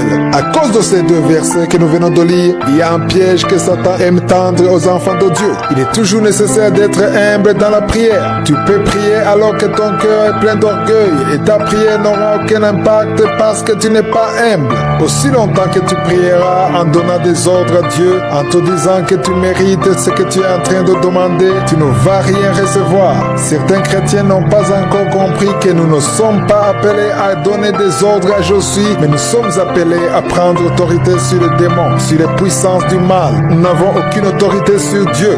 Nous devons nous humilier devant Josué. J'ai insisté sur le fait de ne pas montrer à Dieu ses propres œuvres comme si c'était un ordre de te bénir parce que tu as fait de bonnes choses. Tu devais plutôt rendre grâce que Josué t'a permis de faire ce que tu as pu faire et qu'il est celui qui doit décider de te donner quelque chose si ça fait partie de ses promesses pour ta vie. Il y a des promesses qui sont attachées à ceux qui s'aiment dans le royaume de Dieu. Quand tu pries, appuie-toi sur ce que Josué a dit et non sur ta sanctification ou ta justice. Que personne ne mette en avant ses bonnes œuvres. Sois humble. Si tu n'es pas adultère ou voleur, ce n'est pas parce que tu es mieux que les autres, mais c'est juste la grâce de Dieu. C'est ce que nous devons comprendre. Apprenons à prier tout en étant reconnaissants. Si tu n'es pas un menteur, rends grâce à Dieu pour ça. Si tu n'es pas un meurtrier, rends grâce à Dieu pour ça. Il y a beaucoup de choses que tu peux faire sans le vouloir parce que tu es dominé par la chair, mais si tu peux parvenir à vaincre ta nature charnelle, il faut plutôt rendre grâce à Dieu. Dans Matthieu 6, versets 16 à 17, ce passage dit, lorsque vous jeûnez, ne prenez pas un air triste comme les hypocrites qui se rendent le visage tout défait pour montrer aux hommes qu'ils jeûnent. Je vous le dis en vérité, ils reçoivent leur récompense. Mais quand tu jeûnes, parfume ta tête et lave ton visage. Ici, ça concerne ceux qui vont au travail tout en jeûnant. Il peut arriver que tu jeûnes et que tu vas en même temps au travail. Tu peux jeûner pendant 40 jours, tu manges le soir seulement et tu continues d'aller au travail ou à l'école. Si tu as déjà compris le secret de l'humilité, tu n'as pas besoin d'informer tes collègues que tu es dans le jeûne. Ceux qui sont dans la même classe que toi n'ont pas besoin de savoir que tu es en train de jeûner parce que tu jeûnes pour Josué. Le verset 18 dit, afin de ne pas montrer aux hommes que tu jeûnes, mais à ton Père qui est là dans le lieu secret, et ton Père qui voit dans le secret te le rendra. C'est important que tu comprennes qu'il n'y a que Dieu qui a besoin de connaître ce que tu fais et non pas les hommes. Je vous ai dit que souvent les gens racontent à tout le monde qu'ils viennent de faire un jeûne de 7 jours, un jeûne de 40 jours, un jeûne de 21 jours. Ils veulent que tout le monde soit au courant. En d'autres mots, ils veulent impressionner les autres. C'est pourquoi Jésus dit au verset 16 ceci, lorsque vous jeûnez, jeûner, ne prenez pas un air triste comme les hypocrites qui se rendent le visage tout défait pour montrer aux hommes qu'ils jeûnent. Je vous le dis en vérité, ils reçoivent leur récompense. Il peut arriver que tu parles avec une personne et te dit que ça ne va pas du tout parce qu'elle veut un jeûne de 40 jours. Tu ne lui as rien demandé à propos de cela, mais il te le dit quand même parce qu'elle veut que tu sois informé et s'arrange à ce que vous en parliez dans la conversation. Il n'est pas nécessaire que les gens sachent ce que vous faites pour je suis. J'ai terminé en vous disant qu'il y a un piège que Satan aime tendre aux enfants de Dieu par rapport à cela. Quel est ce piège? C'est le piège du mensonge. Il y a certains qui, après avoir lu les paroles de Jésus, quand il dit qu'on ne doit pas dire aux autres qu'on jeûne, ils préfèrent mentir pour cacher qu'ils sont en train de jeûner. Ou alors ils disent qu'ils ne se sentent pas bien. Ça arrive surtout à ceux qui sont hébergés dans des familles, qui ne veulent pas dire pourquoi ils ne vont pas à table. Ils inventent toutes sortes de prétextes comme quoi ils n'ont pas d'appétit ou bien ils sont malades. Mais en réalité, c'est un mensonge. Tu es en train de prier et pourtant tu mens. C'est ça le piège de Satan. La parole de Dieu ne nous a pas demandé de mentir, mais nous a demandé de ne pas informer tout le monde qu'on est en train de jeûner. C'est ce qui est écrit au verset 16. Mais si on te demande pourquoi tu ne manges pas, tu peux répondre que tu es en prière. Ce n'est pas un péché de le dire. Nous sommes des enfants de lumière. Nous devons dire la vérité. Ce que Jésus n'a pas encouragé, c'est cet esprit d'orgueil de vouloir impressionner les autres. Ne cherche pas à mentir en disant que tu es malade alors que tu n'es pas malade. Ne dis pas que tu ne te sens pas bien ou que tu as mal au ventre alors que ce n'est pas vrai. Ne dis pas que tu n'as pas d'appétit alors que c'est faux. La parole de Dieu nous a juste interdit de le raconter à tout le monde, de chercher à se faire apprécier par les gens parce que nous voulons qu'ils remarquent que nous sommes très spirituels. Des fois, dans la prière, il y a l'orgueil. Nous avons vu comment les enfants de Dieu tombent dans le piège de Satan en disant des mensonges justement parce qu'ils ont lu dans Matthieu 6, verset 16 qui dit qu'on ne doit pas dire aux gens qu'on jeûne. Et quand on leur demande pourquoi ils ne mangent pas, ils mentent en disant qu'ils sont malades ou qu'ils n'ont pas faim ou alors ils cherchent un prétexte pour justifier pourquoi ils ne mangent pas. Ça, c'est tomber dans le piège du mensonge. Jésus ne nous a pas demandé de mentir, mais il nous a dit de ne pas montrer à tout le monde qu'on jeûne pour être apprécié. Jésus dit que leur récompense, c'est l'approbation des hommes. Si tu veux que les gens disent de toi que tu es spirituel, ils le feront et ta récompense sera celle-là. Mais si tu veux que le ciel soit content ou satisfait de toi, si tu veux que je suis aime ta prière, tu n'as pas besoin de dire aux gens que tu jeûnes. Je suis seul doit être au courant. Mais s'il arrive qu'on te demande pourquoi tu ne manges pas, si les autres sont à table, tu n'as pas besoin de mentir. Dis la vérité. Dis que tu es en train de prier.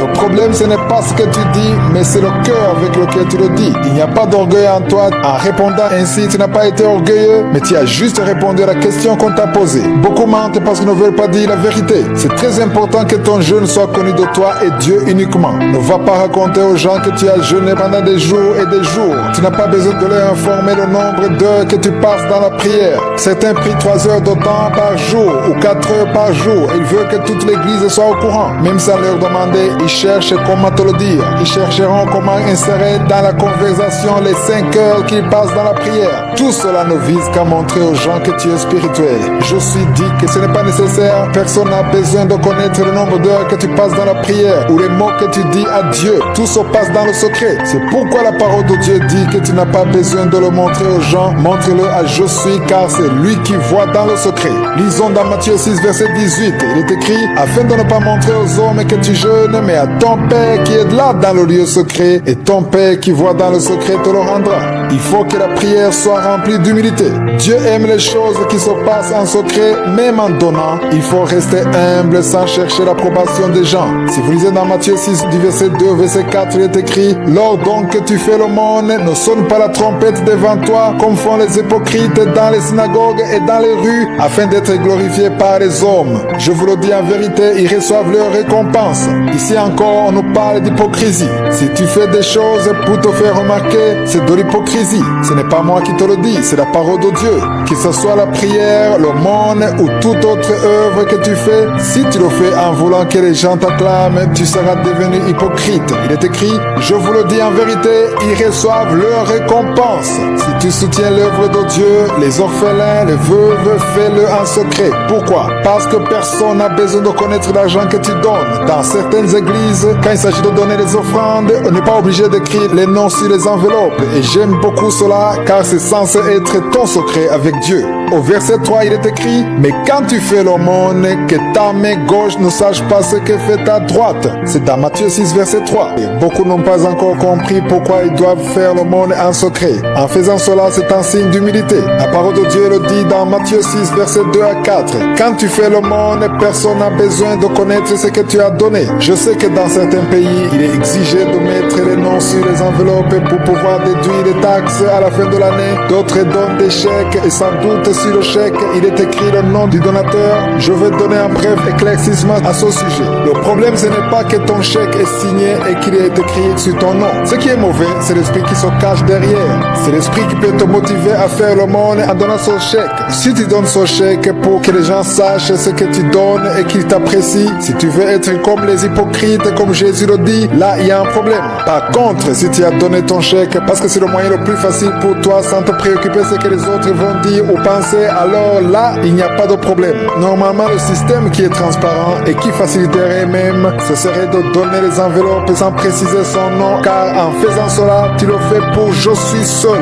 Tu n'as pas besoin que les autres sachent ce que tu as donné. Souvent, les chèques sont reçus par les dirigeants de l'église. Là, il n'y a pas de problème. Si vous soutenez l'œuvre de Dieu, c'est avec les dirigeants de l'église que vous travaillez et il n'y a aucun problème. Ce que Jésus interdit, c'est le fait d'aller dans les rues pour publier ce qu'on fait afin d'être apprécié par les gens. Ce que je veux dire par là, c'est que si tu soutiens l'œuvre de Dieu, que tu donnes un chèque, ce n'est pas ça le problème. Le problème, c'est que quand tu donnes dans l'église, on rend public ton offrande et on te remercie publiquement dans l'église en citant ton nom et les gens t'acclament et louent ce que tu as fait. Il faut que tu comprennes que quand tu fais des choses pour que les gens t'acclament et que les gens te louent, effectivement, ta récompense se limite là. Ne t'attends pas à recevoir une autre récompense venant du ciel, car Jésus a dit, je vous le dis en vérité, ils reçoivent leur récompense. Ici, Jésus parle de la récompense des hommes. Si tu as la récompense des hommes, il ne faut pas t'attendre à la récompense de Dieu. Je vais te donner un conseil. Si tu donnes dans l'église ou dans l'œuvre de Dieu ou dans un orphelinat, les dirigeants peuvent être au courant, c'est normal, mais dis-leur que tu ne veux pas être remercié en public. Si tu as construit une église, que les autres ne sachent pas ce que toi tu as fait. Si tu as donné une voiture à l'église ou à une œuvre de Dieu, personne ne doit savoir ce que tu as fait. Je donne souvent un exemple. Un jour, j'étais au Congo dans une certaine église. Quelqu'un a donné une voiture, c'était une belle voiture 4x4 et ils ont dit cela dans l'église en présence de tout le monde.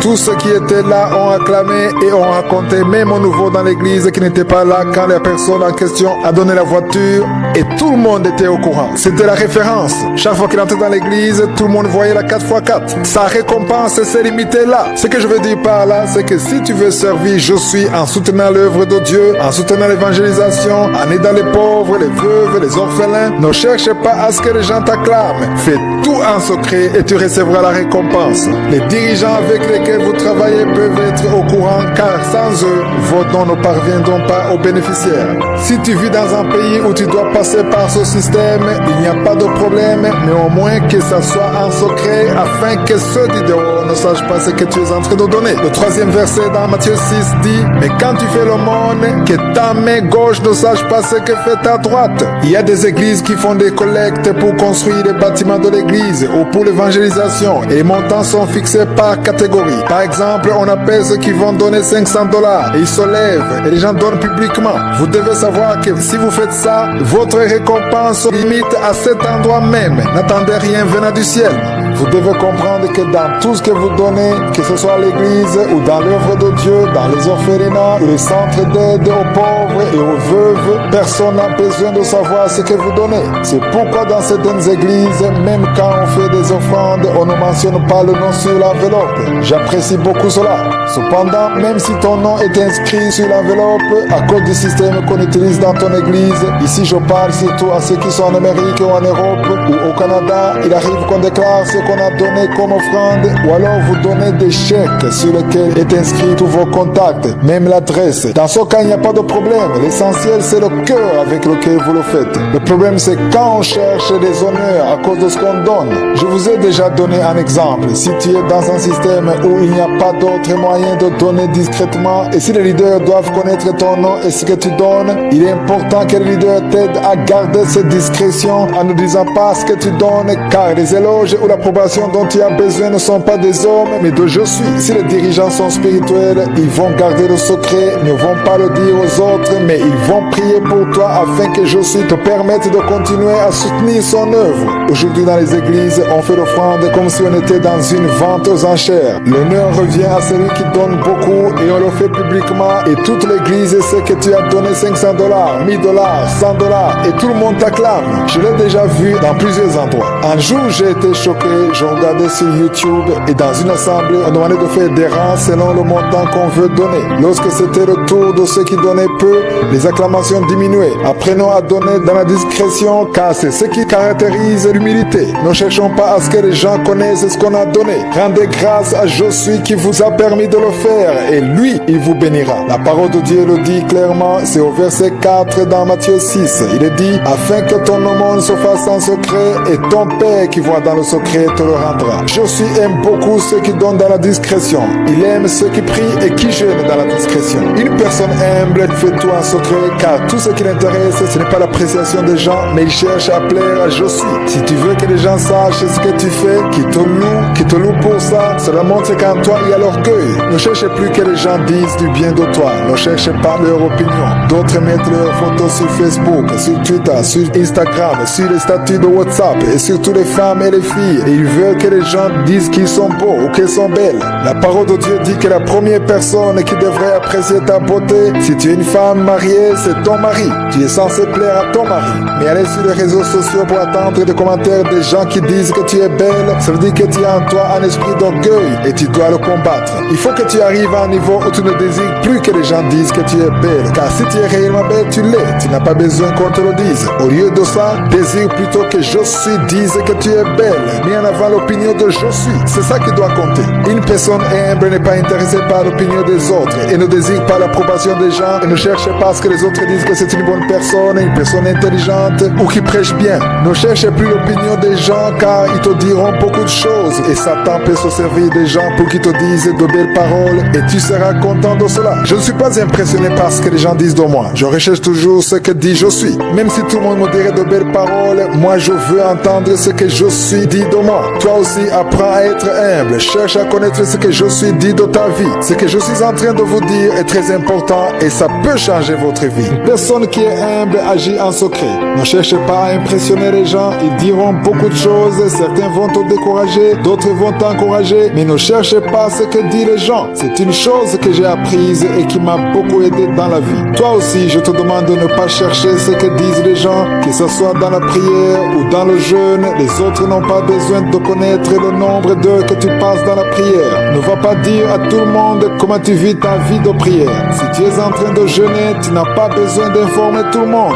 Et ne tombe pas non plus dans le piège du mensonge. Si on te demande de venir à table avec les autres, ne dis pas que tu es malade alors que tu n'es pas malade. Ne dis pas que tu n'as pas d'appétit. Dis-leur que tu es dans la prière. Ce ne sera pas toi qui l'auras dit en premier, mais tu auras répondu à une question qu'on t'a posée. Ce que Jésus ne veut pas, c'est l'orgueil. Il ne faut pas que tu essaies de montrer aux autres que tu es spirituel. Ne cherche pas qu'on dise de bonnes choses sur toi. Nous avons déjà vu que même dans les offrandes ou les autres dons qu'on fait, soit en faveur de l'œuvre de Dieu, des orphelins, des veuves, il ne faut pas chercher à être connu des gens. Ne cherche pas à ce que les autres sachent ce que tu donnes. J'ai bien expliqué qu'on peut être dans une église où le système exige que les dirigeants soient au courant de ce qu'on donne. Il n'y a pas de problème tant qu'ils peuvent garder secret les offrandes qui sont données. Nous avons vu que c'est devenu comme une vente aux enchères. Plus on donne beaucoup, plus on est applaudi par l'assemblée. Quelqu'un qui a compris le secret de l'humilité traite tout le monde de la même manière. Le serviteur de Dieu ne peut pas prier pour ceux qui ont donné plus d'argent et abandonner ceux qui n'ont pas donné ou qui ont donné peu. Dieu ne considère pas ce que tu donnes, mais il considère le cœur avec lequel tu donnes. Certains donnent peu et leur offrande a plus de valeur aux yeux de Dieu parce qu'ils l'ont fait avec leur cœur, plutôt que ceux qui ont donné beaucoup juste pour impressionner les autres. Dieu ne considère pas ce que tu donnes, mais il considère le cœur avec lequel tu donnes. C'est très important de le comprendre. Il arrive que ceux qui donnent peu reçoivent plus de considération de la part de Dieu parce qu'ils donnent avec leur cœur. Il y a un exemple que je donne souvent à propos de cela. C'est dans Luc 21, versets 1 à 4. C'est l'histoire d'une veuve qui a donné le peu qu'elle avait. Jésus dit au verset 3 ceci: je vous le dis en vérité, cette pauvre veuve a mis plus que tous les autres. Dieu ne considère pas la quantité de ce qu'on donne, mais il considère le cœur. La veuve était humble et dans son passage, nous voyons que les riches voulaient que les gens les acclament. Ils donnaient avec orgueil, voulant que tout le monde le remarque. Ce qui est important pour nous, nous devons chercher à être appréciés par je suis plutôt que de chercher à être appréciés par les gens. C'est un piège que Satan nous tend. Disons dans Galates 1 verset 10, il est écrit: et maintenant est-ce la faveur des hommes que je désire ou celle de Dieu? Est-ce que je cherche à plaire aux hommes? Si je plaisais encore aux hommes, je ne serais pas serviteur de Christ. Ici je parle aux serviteurs de Dieu, ne cherchez pas à plaire aux hommes. Satan peut passer par eux pour te pousser à faire de mauvaises choses, surtout ceux qui donnent beaucoup de choses dans l'église. Parfois il arrive que ces gens veulent que les dirigeants de l'église exécutent leur volonté. Tu n'es pas là pour un être humain. Aucun humain ne peut donner des ordres dans la maison de Dieu. La maison de Dieu, c'est l'église de Jésus-Christ et c'est lui le patron. C'est lui qui donne des ordres. Un homme sans considérer ce qu'il donne ne doit pas donner des ordres. L'humilité te fait rechercher la volonté de je suis, la volonté de Dieu. Chaque fois que tu chercheras à plaire aux gens, tu seras devenu comme les hypocrites. C'est Jésus qui le dit. Les hypocrites sont des gens qui veulent plaire aux hommes plutôt que de chercher à plaire à je suis. Dans Matthieu 6, Jésus revient sur les hypocrites plusieurs fois. Quand il parle de l'aumône, de la prière et du jeûne. Cessons d'être des hypocrites et cherchons plutôt à plaire à je suis. C'est ça notre appel. L'humilité, c'est laisser je suis se manifester dans notre vie. Lorsque j'ai donné l'enseignement sur la montagne de Dieu, je vous ai dit que pour pouvoir être sur la montagne de Dieu et y rester, il faut 3 choses: l'humilité, la sanctification et l'action de grâce. La montagne de Dieu dont je suis en train de parler, je vous ai expliqué que ce n'est pas une montagne physique comme toutes les montagnes que nous voyons dans la nature, mais c'est un langage spirituel. La montagne de Dieu, c'est la prière. Pour pouvoir être sur la montagne de Dieu, faire une prière que je suis entend et qu'il reçoit, il est important d'être humble. L'orgueil t'empêchera d'être sur la montagne de Dieu, il t'empêchera d'être dans la présence de Dieu. L'orgueil va bloquer ta prière. L'orgueil est une arme que Satan utilise car beaucoup ont l'orgueil sans le savoir. C'est un grand problème quand on a l'orgueil sans s'en rendre compte. Le plus important, c'est de savoir que quand on a l'orgueil, non seulement Satan te combat, mais aussi Dieu te résiste. Nous l'avons déjà appris. La parole de Dieu dit que Dieu résiste aux orgueilleux. C'est écrit dans 1 Pierre chapitre 5. Nous l'avons également lu dans Jacques chapitre 4. Dieu résiste aux orgueilleux. Nous avons appris que lorsqu'on est humble, c'est la gloire de Dieu qu'on invite et les anges de je suis peuvent agir dans notre vie. Il y a des anges que je suis a envoyés pour toi et il y a des choses qu'ils ne peuvent pas faire dans ta vie à cause de l'orgueil. Mais quand tu es humble et que tu comprends l'humilité, il y a beaucoup de choses que tu peux faire. Je suis travaille avec ceux qui sont humbles. Il faut toujours comprendre que lorsque tu as l'orgueil, tu te bloques toi-même. Autre chose que j'aimerais dire à propos de l'humilité, c'est une parole que je suis a dite et aujourd'hui beaucoup ne le comprennent pas. C'est dans Matthieu chapitre 5 verset 3. Jésus a parlé des pauvres en esprit. Beaucoup n'ont pas encore compris ce verset car ils pensent qu'il s'agissait de la pauvreté financière. Et ce n'est pas ce que Jésus a dit. Jésus a dit: heureux les pauvres en esprit car le royaume des cieux est à eux. Qu'est-ce que cela veut dire? Le pauvre en esprit, c'est quelqu'un qui est totalement dépendant. L'équivalent de ce mot en grec veut littéralement dire mendiant. C'est lui qui mendie parce qu'il ne peut pas marcher ou parce qu'il ne peut rien faire. Il s'attend à ce que les autres l'aident parce qu'il ne peut rien faire de lui-même. Jésus dit que ceux qui sentent que dans leur esprit qu'ils ne peuvent rien faire sans je suis, ceux-là sont heureux. Si tu sens que tu ne peux rien faire sans la grâce de je suis, tu es heureux ou heureuse. Ce genre de personnes, ce sont eux que Dieu utilise car c'est en eux qu'il manifeste sa gloire. Jésus dit: heureux les pauvres en esprit car le royaume des cieux est à eux. J'ai déjà dit que beaucoup n'ont pas encore compris ce verset car ils pensent que Jésus parle des pauvres financièrement. À une certaine époque, les missionnaires sont venus en Afrique et ils enseignaient que pour pouvoir aller au ciel, il faut être pauvre et ils se basaient sur ce verset. Mais ce n'est pas ce que dit la parole de Dieu. Concernant les pauvres et les riches, Jésus dit que ce serait difficile aux riches d'aller au ciel, mais il n'a pas dit que c'est impossible. Pourquoi dit-il que c'est difficile? Il a dit parce que quand une personne est riche, cet argent même lui donne la force et il a l'impression qu'il est capable de tout accomplir. Je vais en parler dans les 7 portes de l'orgueil. Parmi les 7 portes, il y a l'argent. La richesse peut accroître l'orgueil dans ton cœur. C'est pourquoi Jésus dit qu'il est difficile pour les riches d'entrer dans le royaume. Il n'a pas dit que c'est impossible. Bible. Vous pouvez lire cela dans Matthieu 19, verset 24. Dans Matthieu 5, verset 3, Jésus dit « Heureux les pauvres en esprit, car le royaume des cieux est à eux. » Jésus veut que tu sois pauvre en esprit. Comment est-ce qu'on peut être pauvre en esprit? Il est vrai que tu es riche des promesses de Dieu. Nous avons l'Esprit Saint. Il y a des dons que Dieu nous a donnés. Il y a la puissance de Dieu qui agit en nous. Je ne le nie pas, mais ce que Jésus est en train de dire, c'est qu'il faut garder en tête et dans ton cœur que tu ne peux rien faire de toi-même. Même si tu as de l'argent, même si tu as des titres de propriété, même si tu as beaucoup de diplômes, même si tu es intelligent, garde en tête que tu ne peux rien faire de toi-même. C'est de cette pauvreté que Jésus parle. Beaucoup de personnes sont riches à cause de ce qu'ils possèdent. L'un dit qu'il a beaucoup d'amis, l'autre dit qu'il est beau, qu'il a beaucoup de diplômes, qu'il est fort, en bonne santé, tout ce qui peut pousser quelqu'un à avoir de l'orgueil. Jésus veut que tu sois pauvre dans ton esprit. Ce n'est pas dans ta poche ou dans ton compte bancaire, mais c'est dans ton esprit. Être pauvre en esprit, ce n'est pas penser que tu ne peux rien faire, mais c'est sentir que si Josué n'intervient pas, s'il ne t'aide pas, tu ne peux absolument rien faire. Si on lit dans la version originale grecque, cette pauvreté dont on parle est comparable à la mendicité. Ça veut dire là où on ne peut rien faire. Celui qui est dans ces conditions, s'il ne trouve pas quelqu'un pour le porter, il ne peut rien faire. Josué veut que nous comprenions que s'il ne nous porte pas, nous ne pouvons absolument rien faire. Ce que tu possèdes ne doit pas être une raison pour te séparer de lui. Rends grâce plutôt pour ce qu'il t'a donné, mais ne te détourne pas de lui, car il est l'alpha et l'oméga. S'il est l'alpha et l'oméga dans ta vie, il pourra faire tout ce qu'il a préparé pour toi parce que ton cœur est humble. L'humilité, c'est reconnaître que tu ne peux rien faire de toi-même. Je vais commencer à vous parler de cette porte que Satan utilise pour donner l'orgueil. Avant d'avoir compris cela, il sera difficile pour toi de fermer les portes, car on ne peut fermer une porte qu'on ne connaît pas. La première porte, c'est la connaissance. Il y a des choses que tu as apprises, une connaissance que tu as reçue à partir des livres que tu as lus, des études que tu as faites. Il y a beaucoup de choses qui sont dans ta tête. Cette connaissance peut être une porte par où entre l'orgueil.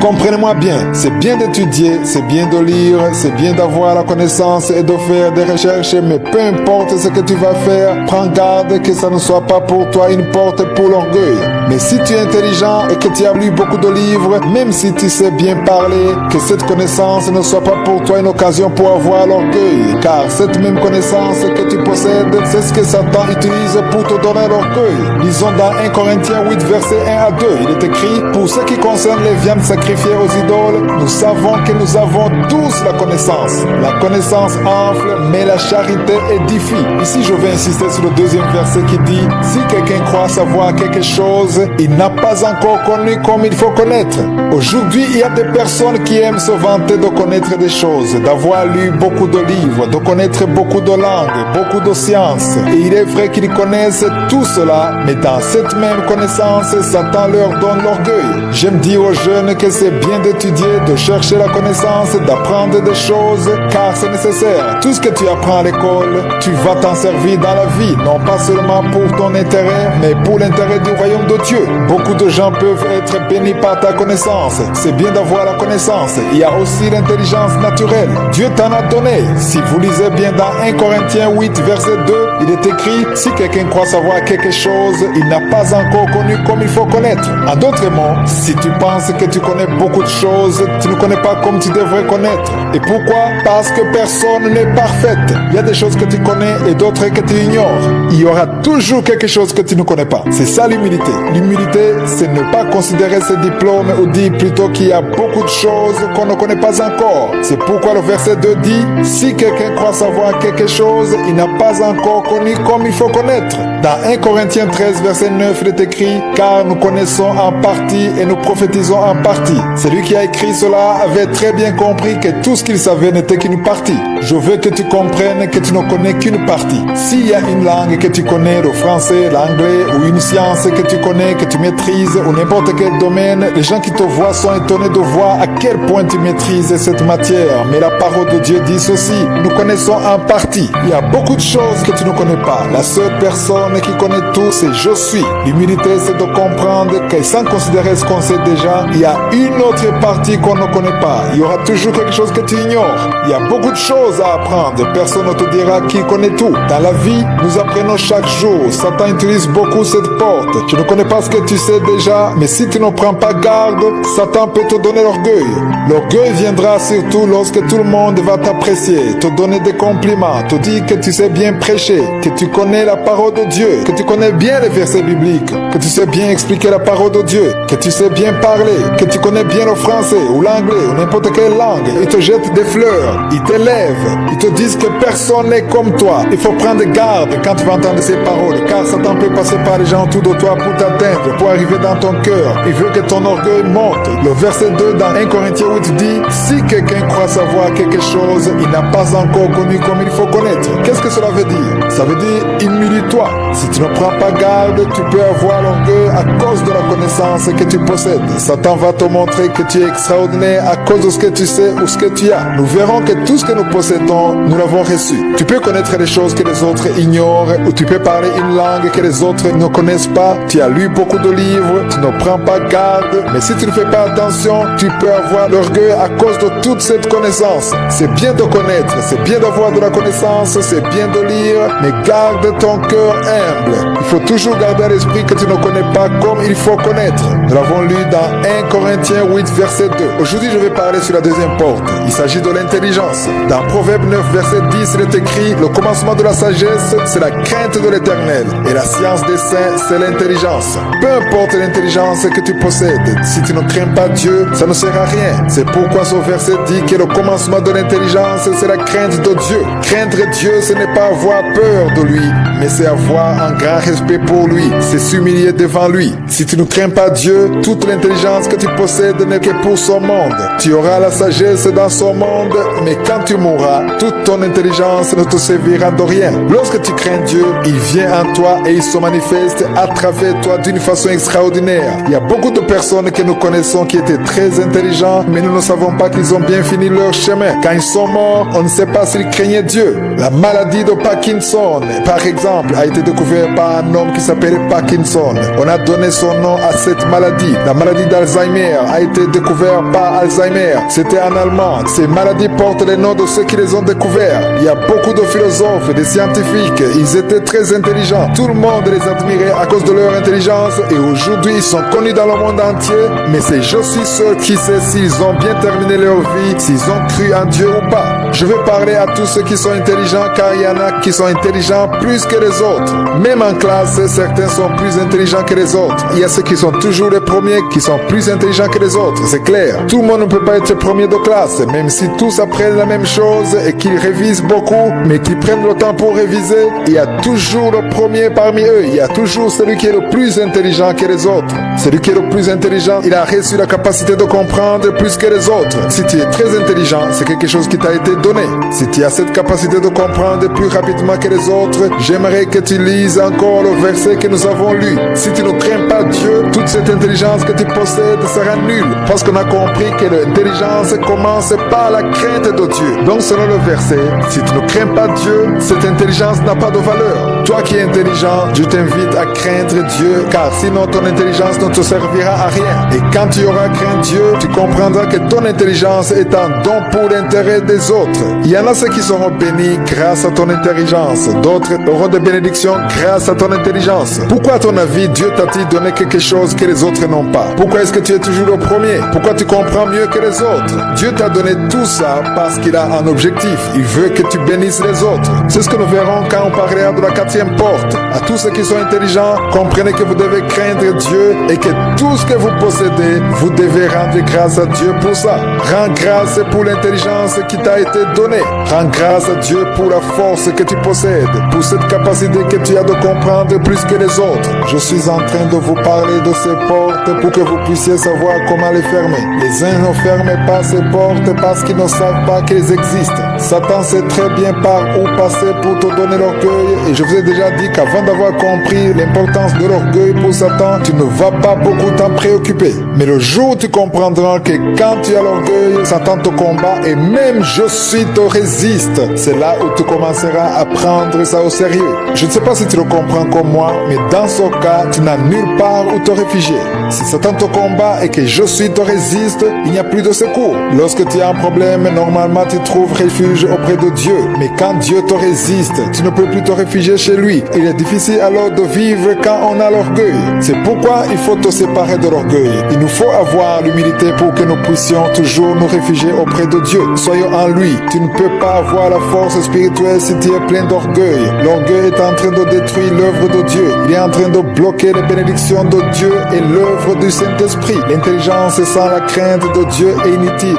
Il y a beaucoup de choses que tu connais, mais si tu ne crains pas Dieu, ça ne te servira à rien. Nous l'avons lu dans Proverbe 9, verset 10. La crainte de Dieu est la première chose sur laquelle on doit bâtir notre intelligence. Si tu as l'intelligence, ce que tu dois faire, c'est ajouter à cela la crainte. En plus de l'intelligence, il te faut la crainte de Dieu. C'est la première chose qui te permettra de t'humilier devant Dieu. Tu dois comprendre que tu ne peux rien tout seul. Je vais parler sur la troisième porte, c'est-à-dire la beauté. Ici, je parle de la beauté physique. Premièrement, je veux dire qu'en tant qu'humains, nous avons notre façon de voir les choses. Nous disons que tel est beau, tel est belle. Nous pouvons dire que cette fille est belle, cette femme est belle, cet enfant est beau. Mais il faut que nous comprenions qu'il est beau selon notre conception en tant qu'humain. Mais aux yeux de Dieu, tout le monde est beau.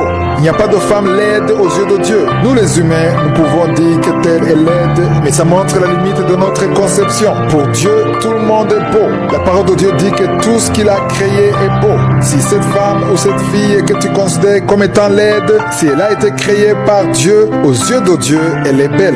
Elle est peut-être laide pour toi, mais ce n'est pas le cas pour Dieu. Ici, je vais parler de cette personne que la plupart des gens considèrent comme étant belle. On peut dire qu'elle a une belle femme ou un bel enfant, une belle fille. Tout ce que nous pouvons considérer comme étant de belles personnes, Satan peut en profiter pour créer l'orgueil. Satan manipule sur toutes les femmes et les filles concernant la beauté. Partout où tu vas, tout le monde te dit que tu es belle. Depuis que tu es toute petite, tout le monde dit que tu es belle. Les garçons courent toujours derrière toi alors qu'ils ne te connaissent même pas, alors qu'ils n'ont jamais parlé avec toi. Le monde t'a déjà identifié comme étant une belle personne. Tous les yeux sont braqués sur toi et on t'écrit des messages sur WhatsApp pour te dire que tu es belle. Satan va passer par ce chemin. Il va ouvrir cette porte de l'orgueil en toi. Toi-même, tu vas te regarder dans ton miroir et tu seras d'accord avec tout le monde que tu es vraiment belle. Si tu ne prends pas garde, tout ce que le monde extérieur appelle beauté pour toi va finalement devenir une porte de Satan pour te donner l'orgueil. Même si tu ne le racontes pas à tout le monde, dans ton cœur tu peux le dire. L'orgueil ne se manifeste pas souvent de l'extérieur. Même si certains se vantent devant les autres, ils affirment tout haut qu'ils sont intelligents, beaux, capables de faire ceci ou cela. Mais la plupart de ceux qui sont orgueilleux ne le disent pas à haute voix. Leur orgueil est caché. Mais qu'elle soit visible ou pas, que ce soit extérieur ou intérieur, ça ne change rien. C'est toujours de l'orgueil. L'orgueil du cœur est en train de détruire beaucoup de gens. C'est pourquoi je suis en train de donner cet enseignement afin de nous examiner. Ayons ce désir de fermer cette porte de l'orgueil afin que nous puissions louer Dieu. Que l'Esprit de Dieu habite en nous et que Dieu se manifeste dans nos vies. Si tu ne fermes pas cette porte, tu seras toujours dans cette prison. Si Dieu a créé la beauté, c'est pour sa gloire. Mais Satan n'agit pas ainsi. Il te montre que tu es beau ou belle et que tu es supérieur aux autres. Nous avons vu au début de cet enseignement comment Satan a essayé de s'élever. Il a voulu élever son trône pour être l'égal de Dieu. Toutes les louanges qui disent de toi que tu es beau ou belle, elles sont destinées à Dieu. C'est pourquoi il faut faire attention. Si on te dit que tu es beau ou belle, fais attention que Satan ne passe pas par cette porte pour t'utiliser en te poussant à avoir de l'orgueil. Comment est-ce que tu le sauras? Quand on ne te dit pas que tu es beau ou belle, tu es toujours tenté de le montrer. Tu te sens mal si on ne te le dit pas et tu veux que les autres le remarquent. Tu veux entendre ces belles paroles. Certains font tout pour faire remarquer leur beauté.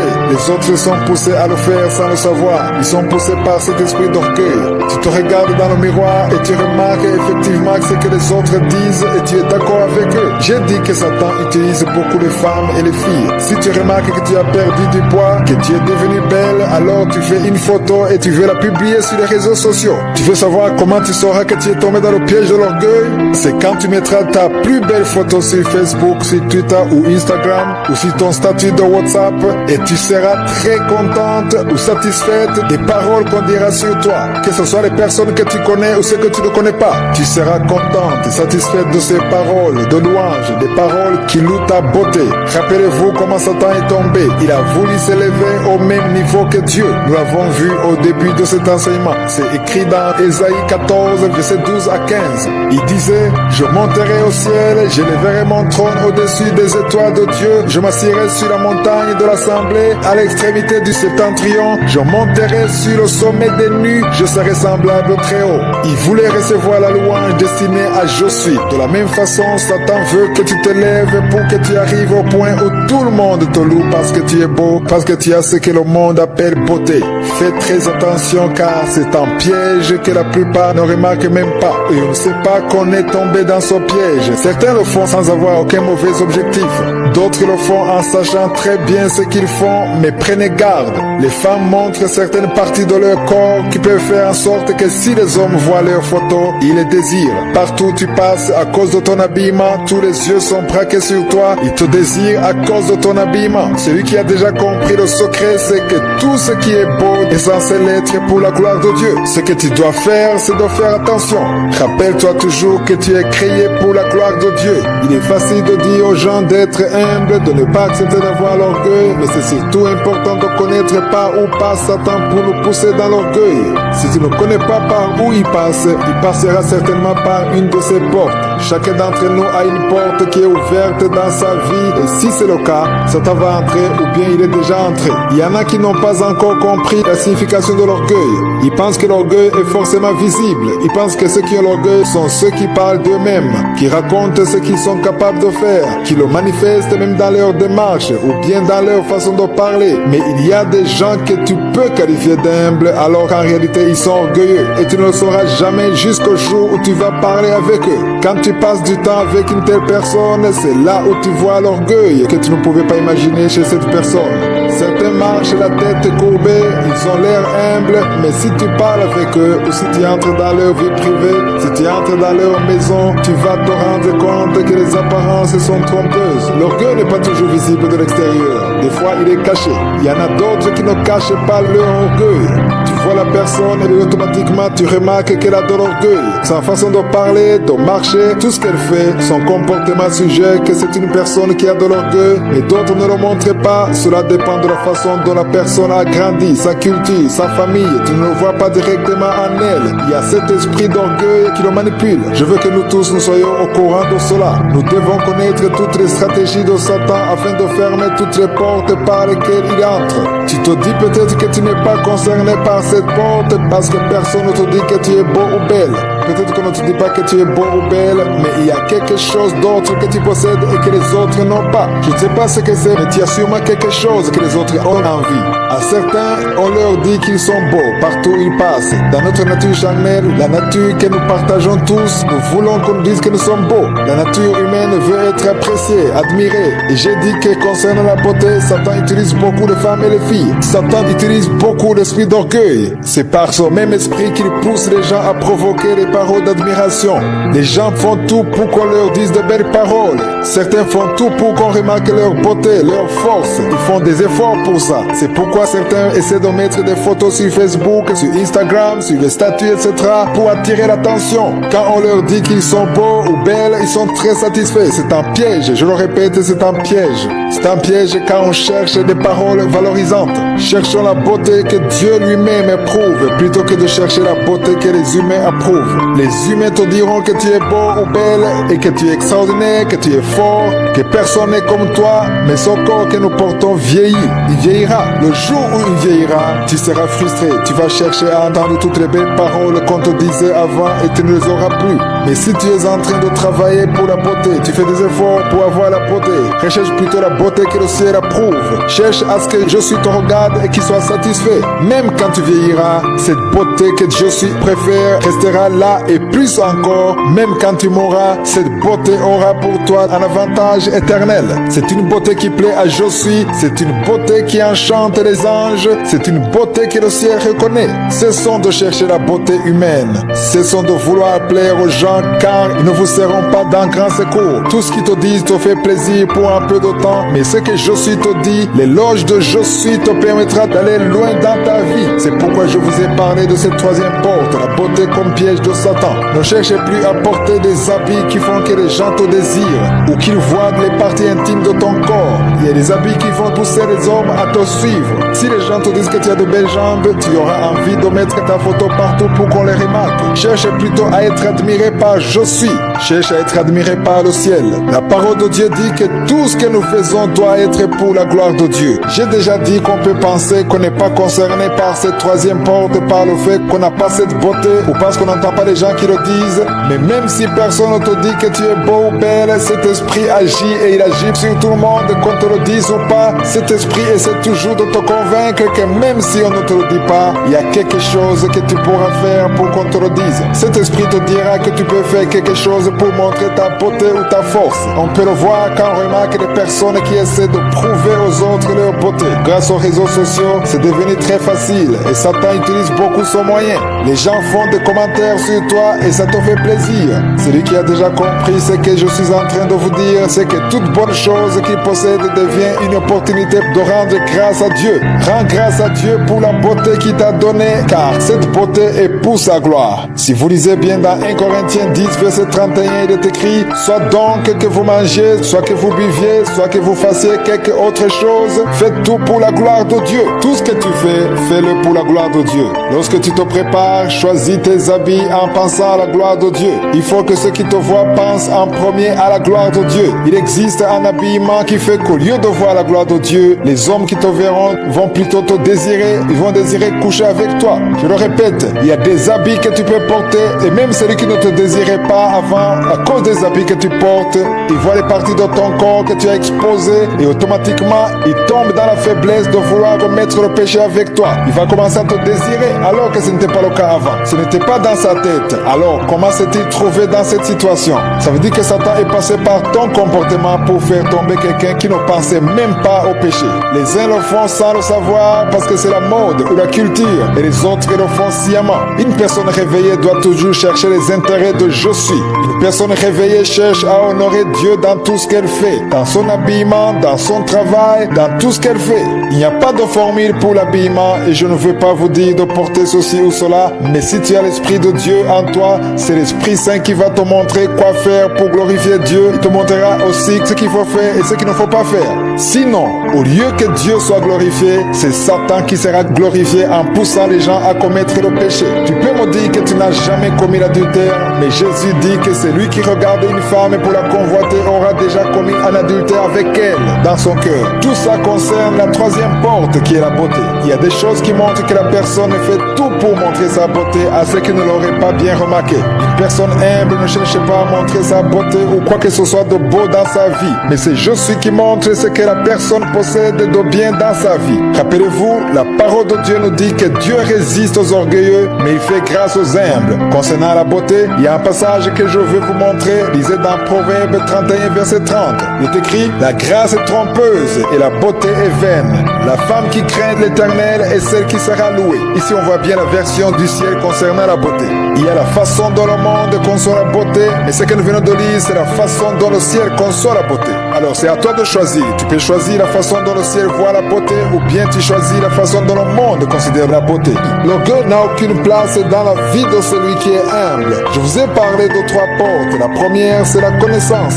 La deuxième porte, c'est l'intelligence. Et la troisième, c'est la beauté. Et nous étions en train de parler de cela. Ici, je parle de la beauté physique. Satan utilise beaucoup la beauté, et même si on ne te dit pas que tu es beau ou belle, tu cherches à ce qu'on te le dise par tous les moyens. Lorsque tu cherches la beauté que les autres ne sont pas en train de remarquer et que tu essaies de montrer cela pour qu'on parle de toi, lorsque tu publies des photos qui attirent l'attention des gens, tu es déjà tombé dans le piège de cet esprit qui veut que tu montes, l'esprit qui cherche à être satisfait et content des louanges des hommes. Tu dois comprendre que lorsque l'esprit d'humilité règne dans ton cœur, tu ne cherches plus les louanges des hommes, mais tu veux que le ciel te loue. Tu veux que je suis soit content de ta vie, tu veux écouter la version du ciel, ce que le ciel pense de toi. Tu cherches à savoir ce que le ciel pense de toi. Malheureusement, ce n'est pas ce qui intéresse la plupart des gens, car ils veulent entendre l'opinion des hommes sur eux. Nous allons bien le comprendre quand on va étudier la quatrième porte concernant les dons. Les gens tombent dans le piège de vouloir que les autres louent leurs dons et qu'ils parlent d'eux. Mais une personne qui a compris ce qu'est l'humilité, il n'a pas besoin de louanges des hommes, mais il a besoin de ce qui provient du ciel. Il désire les louanges de je suis. Si on retourne sur la beauté, dans Proverbe 31, verset 30, ce verset dit, la grâce est trompeuse et la beauté est vaine. La femme qui craint l'Éternel est celle qui sera louée. Comment Dieu conçoit la beauté? Quelle est la beauté que je suis veut voir sur toi? Le verset 30 dit, la grâce est trompeuse et la beauté est vaine. La femme qui craint l'Éternel est celle qui sera louée. C'est ça la beauté selon la parole de Dieu. Je veux parler aux jeunes célibataires. Si tu veux une belle femme selon Dieu, ne t'attache pas sur la beauté extérieure, mais considère la beauté que je suis valorise. Une femme qui craint l'Éternel. Vous pouvez également lire la même chose dans 1 Pierre 3, verset 4. Pierre dit, mais la parure intérieure est cachée dans le cœur, la pureté incorruptible dans l'esprit doux et paisible qui est d'un grand prix devant Dieu. Pierre est en train de dire qu'il ne faut pas considérer l'extérieur car l'extérieur vieillit. L'extérieur est corruptible, mais la beauté que Dieu considère est celle qui est dans le cœur. C'est cette beauté qui va se manifester dans les fruits de l'humilité, les fruits du salut, les fruits de la crainte de Dieu. Satan le sait, c'est pourquoi il te montre l'extérieur et t'empêche de donner de la valeur à ce qui se trouve dans le cœur. La beauté qui plaît à je suis est celle du cœur. Lorsque tu commences à chercher la beauté du cœur, tu verras que la beauté extérieure n'a pas beaucoup de valeur. Satan passe par son même moyen pour s'attirer toutes les louanges. Ne cherchez plus les louanges des hommes, commencez plutôt à chercher que le ciel vous admire par votre attitude. Ça, c'est la troisième porte qui doit être fermée. Ainsi, même quand on te dira de bonnes paroles, des paroles flatteuses, tout cela ne te fera rien car tu as compris ce dont tu as besoin. Ce n'est pas ce que disent les hommes, mais c'est ce que je suis dit sur toi qui est important. Je vous ai déjà parlé de cette porte par laquelle Satan passe pour nous donner l'orgueil. La première porte, c'est la connaissance. Si tu es très cultivé et si tu as beaucoup de diplômes, fais très attention que Satan ne te donne pas l'orgueil. Rends plutôt grâce à Dieu qui t'a donné cette connaissance pour sa gloire. La deuxième porte que je vous ai montrée, c'est l'intelligence. Si tout le monde te dit que tu es intelligent, cette intelligence peut être une porte par laquelle Satan passe pour te donner l'orgueil. La troisième porte que je vous ai montrée, c'est la beauté physique. Beaucoup veulent être admirés, ils veulent qu'on parle de leur beauté et ils mettent toute leur attention à vouloir entendre les louanges des hommes au lieu de chercher les louanges de je suis. Que dit je suis à propos de ta beauté? Quelle est la beauté que je suis considère? Je vous ai expliqué selon la parole de Dieu que la beauté à laquelle Jésus accorde de l'importance, ce n'est pas la beauté physique, car il n'accorde jamais de l'importance aux choses corruptibles, mais il accorde de l'importance à la beauté intérieure. C'est pourquoi si tu accordes de l'importance à la beauté extérieure, tu vas tomber dans le piège de Satan. Tu voudras entendre tout le temps les louanges des gens. Tu chercheras à montrer ta beauté physique pour être admiré. Mais si tu as l'humilité en toi, tu ne vas pas chercher l'admiration des hommes, mais tu vas chercher l'admiration de je suis. Les paroles des hommes ne vont plus rien te dire. Tu vas valoriser les paroles qui viennent de je suis, car ce sont les paroles de vie. Aujourd'hui, je vais vous parler de la quatrième porte que Satan utilise pour donner l'orgueil. Il s'agit des dons. Le don que tu possèdes peut être utilisé par Satan pour te donner l'orgueil. Peu importe le don que tu possèdes, tu es concerné. Tu te dis peut-être que tu n'as pas le don de prêcher aux autres, ou de prier pour les autres, ou le don de chanter, mais chacun d'entre nous a un don. Il y a un don que je suis t'a donné. Ça peut être un ou plusieurs dons spirituels, ou alors ça peut être un autre don de la vie ordinaire.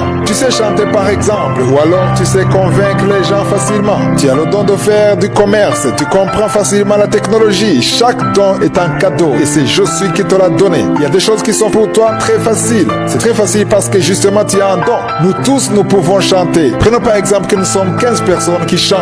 On peut facilement remarquer ceux qui sont doués pour ça. Ceux qui ont un don, ils vont chanter et tout de suite après, on se rend compte que la chanson retrouve une autre forme qu'elle n'avait pas avant. Quand cette personne chante, automatiquement tu te sens transporté dans un monde spirituel et ça crée en toi un esprit d'adoration grâce à cette chanson. La personne qui a un don de chanter, elle a une voix spéciale et quand elle commence à chanter, tu sens la présence de Dieu. Tout ça, c'est un don qu'elle a reçu. Peut-être que tu chantes et que tout le monde sent la connexion avec Dieu. Les gens peuvent même se repentir à cause d'une chanson. Pourquoi Pourquoi? Parce que c'est un don que tu as reçu. Alors, comment est-ce que Satan agit? Lorsque tu possèdes un don particulier, Satan cherche à te faire comprendre à travers les paroles de plusieurs personnes qui sont étonnées et qui sont impressionnées à cause de ton don. Ils te diront que tu es extraordinaire, que tu n'es pas ordinaire. Mais je veux que tu comprennes que même si tu as un don, tu es une personne très ordinaire, tu es normal. Ce qui te différencie des autres, c'est le don que tu possèdes. C'est pourquoi la plupart tombent dans ce piège. Le verset que je vais vous donner se trouve dans 1 Corinthiens 4, verset 7.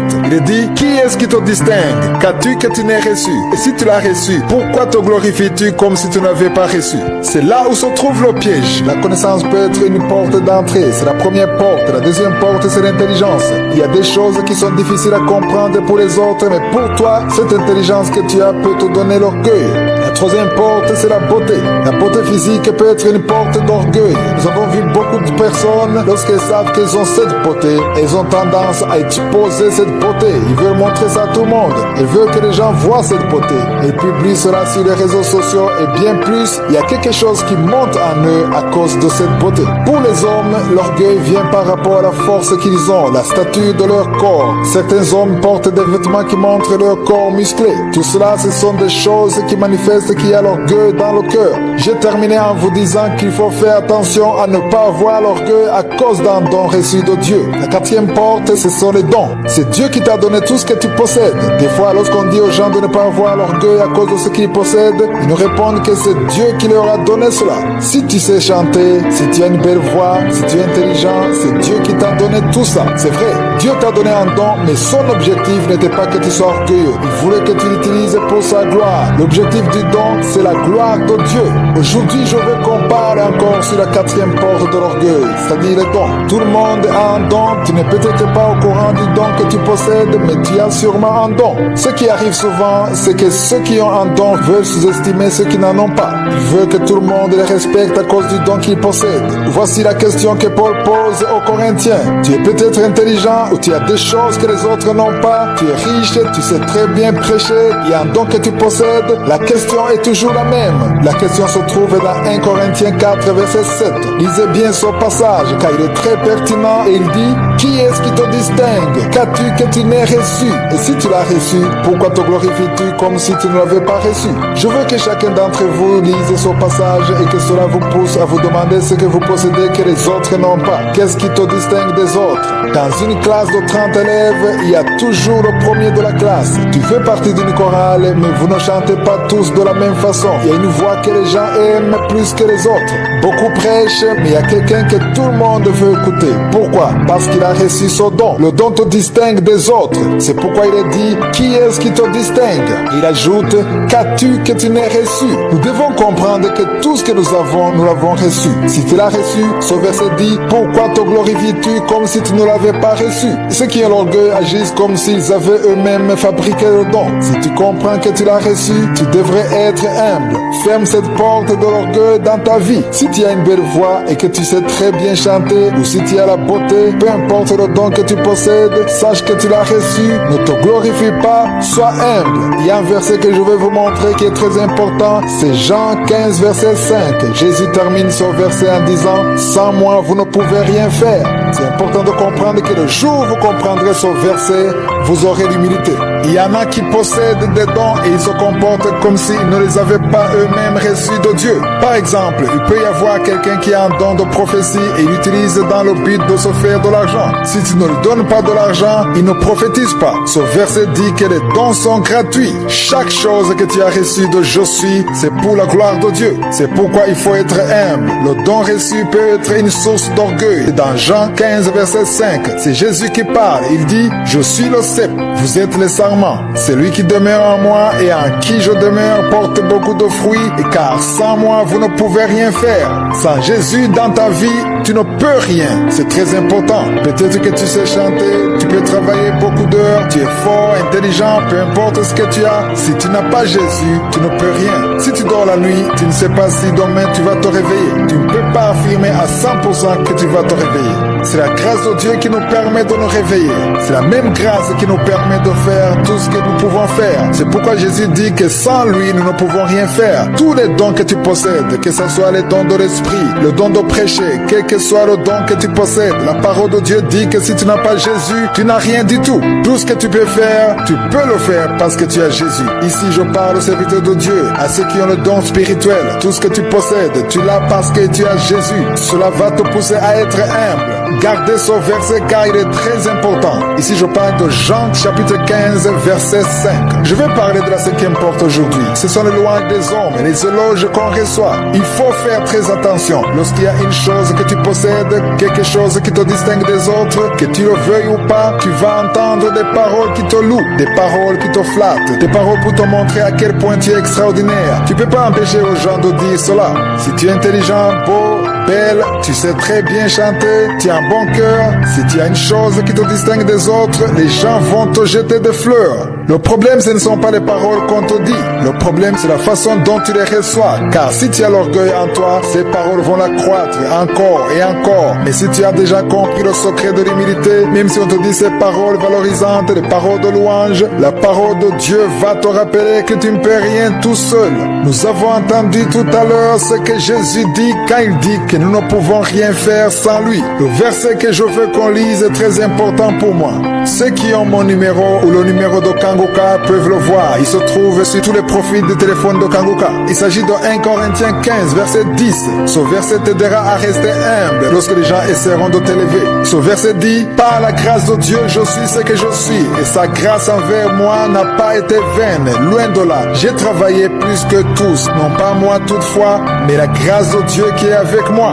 Ici, c'est Paul qui dit qu'il a fait beaucoup de choses, de bonnes œuvres, mais il ajoute que ce n'est pas lui, mais c'est la grâce de Dieu qui est avec lui. Je vais continuer à expliquer ce verset car il a changé ma vie, il a changé ma façon de voir les choses. C'est lui qui m'a permis de ne pas être emporté par les louanges des hommes. C'est lui qui a compris ce verset peut facilement garder les pieds sur terre. La 5e porte, ce sont les louanges ou les éloges des gens. Si tu as quelque chose de particulier, quelque chose qui te distingue des autres, il y aura toujours des gens qui te jetteront des fleurs. Ils te diront des bonnes paroles. Que tu le veuilles ou pas, ces paroles seront toujours là. Il est très important que tu le comprennes. Tu ne peux pas les empêcher de parler. Même si tu les en empêches, ça ne va pas les arrêter. Chaque bonne chose pousse les gens à parler. Et tous ceux qui le disent le font par pure bonté.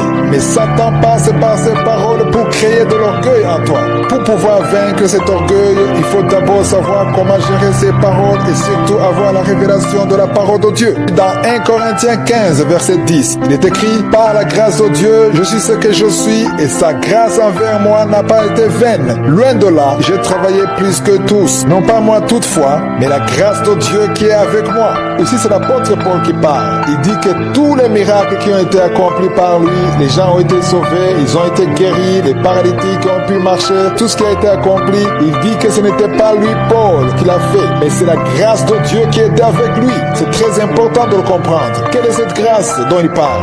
Cette grâce, c'est Jésus-Christ lui-même qui a fait ces miracles en passant par lui, Paul. La puissance de Dieu qui était en Paul, c'est elle qui agit. C'est pourquoi Paul dit que ce n'était pas lui qui agit. Qu'est-ce que cela veut dire? Ça veut dire que si on a un don, il y a une puissance de Dieu qui agit en toi, ce qui veut dire que la gloire ne doit pas te revenir parce que ce n'est pas toi qui agis, mais c'est la puissance de Dieu qui était en toi. Moi, lorsque je prie et qu'il y a des miracles et les gens sont guéris, délivrés, sauvés, toutes sortes de miracles sont accomplis, j'ai déjà compris que ce n'est pas moi qui fais tout ça. Car quand je prie pour les malades, je dis toujours que ce n'est pas moi qui guéris, mais que c'est Jésus qui guérit. Je répète souvent car je veux que vous compreniez que si vous mettez votre main là où vous souffrez et que vous êtes guéri, si vous voyez les miracles, ça ne sera pas moi, Christ, qui vous aura guéri, mais c'est la grâce de Dieu qui agit en moi. C'est pourquoi toute la gloire doit revenir à je suis et non pas à moi. Celui qui a déjà compris la grâce de Dieu ne peut pas être impressionné par les paroles qu'on lui dit. Les gens peuvent parler, mais toi tu sais au fond de toi que la gloire appartient à je suis. C'est triste de voir comment Dieu accomplit des choses à travers ses serviteurs et les gens, au lieu de rendre grâce à Dieu, au lieu de louer Dieu, ils louent le serviteur de Dieu. Ce qui est encore triste, ce ne sont pas ceux qui louent un homme, mais c'est l'homme lui-même qui accepte ses louanges. C'est le serviteur qui accepte ses louanges et qui s'en approprie alors qu'il sait pertinemment que ce n'est pas lui qui agit. Satan peut t'aveugler au point où tu crois que c'est toi qui en es l'auteur. Mais sache que tu ne peux rien sans la grâce de Dieu. Tu es un être humain. Tous ceux pour qui tu pries sont comme toi. Ils ont la même faiblesse que toi. La seule chose qui te distingue d'eux, c'est cette grâce de Dieu qui agit en toi. Tout dépend de la révélation que tu possèdes. Dans Dans Éphésiens chapitre 1 verset 17 à 18, il est écrit: afin que le Dieu de notre Seigneur Jésus-Christ, le Père de gloire, vous donne un esprit de sagesse et de révélation dans sa connaissance, et qu'il illumine les yeux de votre cœur pour que vous sachiez quelle est l'espérance qui s'attache à son appel, quelle est la richesse de la gloire de son héritage qu'il réserve aux saints. Si tes yeux du cœur ne s'ouvrent pas, tu ne peux pas comprendre ce que je dis. Tu peux entendre tout cet enseignement, étudier toutes les portes de l'orgueil, mais si Dieu ne te donne pas la révélation, s'il ne t'ouvre pas les yeux du cœur afin que tu comprennes qui tu es, il te sera difficile d'être humble. Cette nature orgueilleuse se trouve en chacun d'entre nous. Tout le monde est né avec l'orgueil. On n'a jamais enseigné à un enfant d'avoir de l'orgueil. L'orgueil se trouve dans la chair. Pour vaincre l'orgueil, il faut cette révélation qui te fait comprendre que tout cet honneur que tu possèdes, le bon travail que tu as, l'argent, la beauté que tu possèdes, tout ça t'a été donné. Si tu as un don spirituel, si tu prêches bien, si tu enseignes bien, sache que c'est la grâce de Dieu qui agit en toi. C'est pourquoi si tu vois les choses que tu as accomplies, des choses extraordinaires qui ont un impact dans la vie des gens, comprends que c'est la grâce de Dieu qui est avec toi et qui agit en toi. Toute la gloire doit revenir à Je suis, la 6e porte. Nous avons déjà parlé des 5 portes que Satan utilise pour créer l'orgueil en nous. Quand tu connais ces portes, tu peux les fermer et Satan ne peut plus entrer chez toi car il cherche toujours le chemin par lequel il peut entrer. Paul écrit en disant que nous n'ignorons pas les ruses du diable. Il y a des ruses que Satan utilise, mais quand tu les connais, tu peux fermer ces portes. Aujourd'hui, nous allons parler de la 6e porte. C'est une porte que nous pouvons appeler promotion. La promotion provoque l'orgueil. Tu as un bon travail, tu es bien rémunéré, tu as une belle voiture, tout ça peut te donner l'orgueil. Satan peut passer par son bon travail et te pousser à sous-estimer les autres qui sont inférieurs à toi, qui n'ont pas de travail ou ont un travail moins important que le tien. Ça, c'est un piège de Satan. Le diable va te donner de mauvaises pensées. Il va te montrer que tu mérites ce travail parce que tu as beaucoup étudié ou parce que tu es intelligent, parce que tu réfléchis mieux que les autres. Mais tu dois savoir, comme nous l'avons vu dans la 4e porte, que tout ce que tu possèdes, si c'est l'intelligence et les études que tu as faites, ce n'est pas toi qui es la source, mais c'est Dieu. Peut-être que tu es né dans une bonne famille, une famille riche. Ce n'est pas toi qui as choisi de naître là, mais c'est la grâce de Dieu qui a fait que tu sois né dans cette famille. C'est la grâce de Dieu qui t'a donné des parents qui t'ont bien élevé et t'ont conduit à l'école. Tu aurais pu naître dans une famille incapable de te conduire à l'école. Tout ce que tu possèdes, c'est un don. Tu l'as reçu. Ça ne veut pas dire que parce que tu as un bon diplôme, tu dois aussi avoir un bon travail. Il y a beaucoup de personnes qui ont des diplômes, mais qui n'ont pas de travail. Dieu t'a fait grâce, il t'a donné un bon travail et tu ne peux pas comprendre cela avant d'avoir compris d'où vient ta promotion. Ce n'est pas ton patron qui t'a promu. Il est vrai que c'est lui qui signe. Il peut bien t'apprécier, il peut te donner une promotion, t'élever, mais la vraie promotion vient de Dieu. La parole de Dieu le dit clairement. Nous le voyons dans Psaume 75, versets 6 à 7. Dans certaines versions, il s'agit de versets 7 à 8. Il est écrit: ce n'est ni de l'Orient, ni de l'Occident, ni du désert que vient l'élévation, mais Dieu est celui qui juge. Il abaisse l'un et élève l'autre. C'est très important que vous compreniez que c'est Je suis qui élève. C'est lui qui crée la promotion. Si tu as connu l'élévation au travail, si tu as eu une promotion, il faut que tu saches d'où vient cette promotion. Ici, je parle d'une promotion que tu as reçue honnêtement, sans passer par des voies détournées, car certains volent et font des rapports sexuels avec leur patron pour avoir la promotion. Je ne parle pas de cela. Si tu as passé par le droit chemin, ça veut dire que cette promotion vient de Je suis. Certains cherchent la promotion en passant par leur patron. C'est vrai que ton patron peut t'apprécier parce que tu travailles bien, mais même si tu fais ça, il peut ne pas te donner cette promotion malgré ta bonne conduite. Il y a des membres de ta famille qui sont haut placés, qui pourraient te donner du travail, ils pourraient te promouvoir, mais ils ne font rien. Il y a des gens qui ont tout ce qu'il faut, ils ont fait des études, ils ont des diplômes, une famille aisée, des membres de leur famille qui sont influents, mais ils n'ont pas de travail. Pourquoi? Parce que la promotion ne vient pas d'un homme, mais elle vient de Dieu. Il faut que tu comprennes que si tu as une promotion sans passer par des voies détournées, sans fraude, sans péché, sans adultère, sans mensonge, la promotion que tu auras viendra de Je suis. C'est pourquoi en respectant ton patron, tu le fais parce que tu sais au fond de toi que tu es en train de mettre en pratique la parole de Dieu. Tu sais aussi que Je suis est le juge, c'est lui qui juge. Et quand tu auras cette élévation, tu ne seras pas orgueilleux car tu sauras que ce n'est pas grâce à ton intelligence ou ta maîtrise du travail que tu as eu cette élévation, élévation. Tu comprendras que cette élévation vient de je suis. Tu seras humble parce que tu sauras que c'est je suis ce qui t'a donné cette élévation. C'est lui qui t'a donné cette promotion. La première porte que nous avons vue, c'est la connaissance. La connaissance que tu as acquise peut te pousser à avoir l'orgueil, surtout lorsque tu sais des choses que les autres ne savent pas. Tu peux te considérer comme supérieur aux autres et c'est par là que vient l'orgueil. La deuxième porte, c'est l'intelligence. Tu as une intelligence naturelle qu'on possède. Tu te retrouves dans une situation où tu comprends des choses que personne d'autre ne comprend, ou bien c'est facile pour toi, alors que ce n'est pas le cas pour les autres. Satan peut passer par son moyen pour te donner l'orgueil. La troisième porte, c'est la beauté. La beauté physique peut te donner l'orgueil, surtout lorsque tout le monde te dit que tu es beau ou belle et que toi-même tu vois que c'est vrai. La quatrième porte, ce sont les dons. Que ce soit les dons spirituels ou les dons de la vie de tous les jours, tu peux avoir l'orgueil à cause de ça. Nous avons lu dans la parole de Dieu que tout ce que nous avons, c'est un don de Dieu. Si cela nous a été donné, nous ne devons pas nous comporter comme si ce n'était pas le cas. Dieu t'a fait un don pour se glorifier à travers toi. Jésus dit que sans lui, nous ne pouvons rien faire. Nous l'avons lu dans Jean 15, verset 5. Sans Jésus, tu ne peux absolument rien faire. La cinquième porte, ce sont les louanges des hommes. Ça arrive lorsque tu as quelque chose qui te distingue des autres, quelque chose que les autres ne possèdent pas. Tu ne peux pas empêcher les gens de dire de bonnes paroles à propos de toi. Ils te le diront que tu le veux ou pas. C'est plutôt à toi de savoir comment gérer ça tout en comprenant ce que dit la parole de Dieu. Nous avons lu dans 1 Corinthiens 15, verset 10 aussi. Par la grâce de Dieu, je suis ce que je suis et sa grâce envers moi n'a pas été vaine. Loin de là, j'ai travaillé plus que tous. Non pas moi, toutefois, mais la grâce de Dieu qui est avec moi. Tu ne peux rien sans la grâce de Dieu.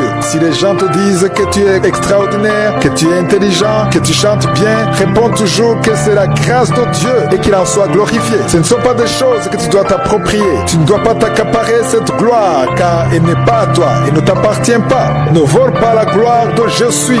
Rends-lui ce qui lui appartient et comprends que tu ne peux rien tout seul. Rappelez-vous de la naisse qui portait Jésus. Tout le monde mettait des habits par terre, des pagnes par terre pour qu'il puisse passer dessus. Cette naisse aurait pu penser qu'elle était extraordinaire, mais il fallait plutôt qu'elle comprenne que tout ce qu'il acclamait ne le faisait pas pour elle, mais pour Jésus. De la même façon, si Jésus n'est pas présent dans ta vie, s'il quitte ta vie, tu ne pourras absolument rien faire sans lui. La sixième porte, c'est la promotion. La source de toute promotion, c'est je suis. Ne considère plus que tu as un bon travail parce que tu es intelligent, car même si tu es intelligent, c'est un don de Dieu que tu as reçu. Toute promotion qui est reçue sans passer par le mensonge, sans la tricherie ou l'adultère, cette promotion vient de Dieu. Certains ont des promotions qu'ils ont eues par des voies détournées, des mauvaises voies ou en passant par le péché. Je suis en train de parler à tous ceux qui ont obtenu des promotions en passant par la voie honnête. Si c'est le cas pour toi, cette promotion vient de je suis. Aujourd'hui, je vais parler de la septième porte, c'est-à-dire l'argent. Satan utilise beaucoup l'argent. Quand tu possèdes beaucoup d'argent, tu as tendance à être orgueilleux. Jésus n'a pas dit que les riches n'iront pas au ciel, mais il a dit que ce sera difficile pour eux. Pourquoi a-t-il dit cela? Parce que l'argent peut devenir facilement une idole. L'argent te donne une autre valeur et les gens vont t'apprécier à cause de l'argent. Ils vont t'aimer et te respecter. Non pas parce qu'ils respectent ta personne, mais parce qu'ils respectent l'argent qui est sur ton compte bancaire. Il faut faire attention lorsque tu reçois l'appréciation des gens. Ne pense pas que c'est pour toi qu'ils le font, c'est plutôt parce que tu as l'argent. L'argent te donne une valeur qui n'est pas réelle. Tu peux avoir l'argent aujourd'hui et ne pas en avoir demain. Le jour où Dieu te bénira, le jour où tu auras beaucoup d'argent, sache que c'est pour sa gloire. Le verset que je veux qu'on lise, c'est dans Deutéronome chapitre 8 verset 18. Il est écrit: souviens-toi de l'Éternel ton Dieu, car c'est lui qui te donnera de la force pour les acquérir, afin de confirmer comme il le fait aujourd'hui son alliance qu'il a jurée à tes pères. Ici Dieu voulait dire à son peuple qu'ils auront des richesses, mais il voulait aussi les avertir de ne jamais oublier que cette richesse vient de lui afin qu'il soit toujours humble. C'est ici que je vais terminer cet enseignement. Rappelle-toi toujours que c'est Dieu qui t'a donné tout ce que tu possèdes. Sois humble et que toute la gloire lui revienne pour toujours. Si tu as été béni par cet enseignement, partage-le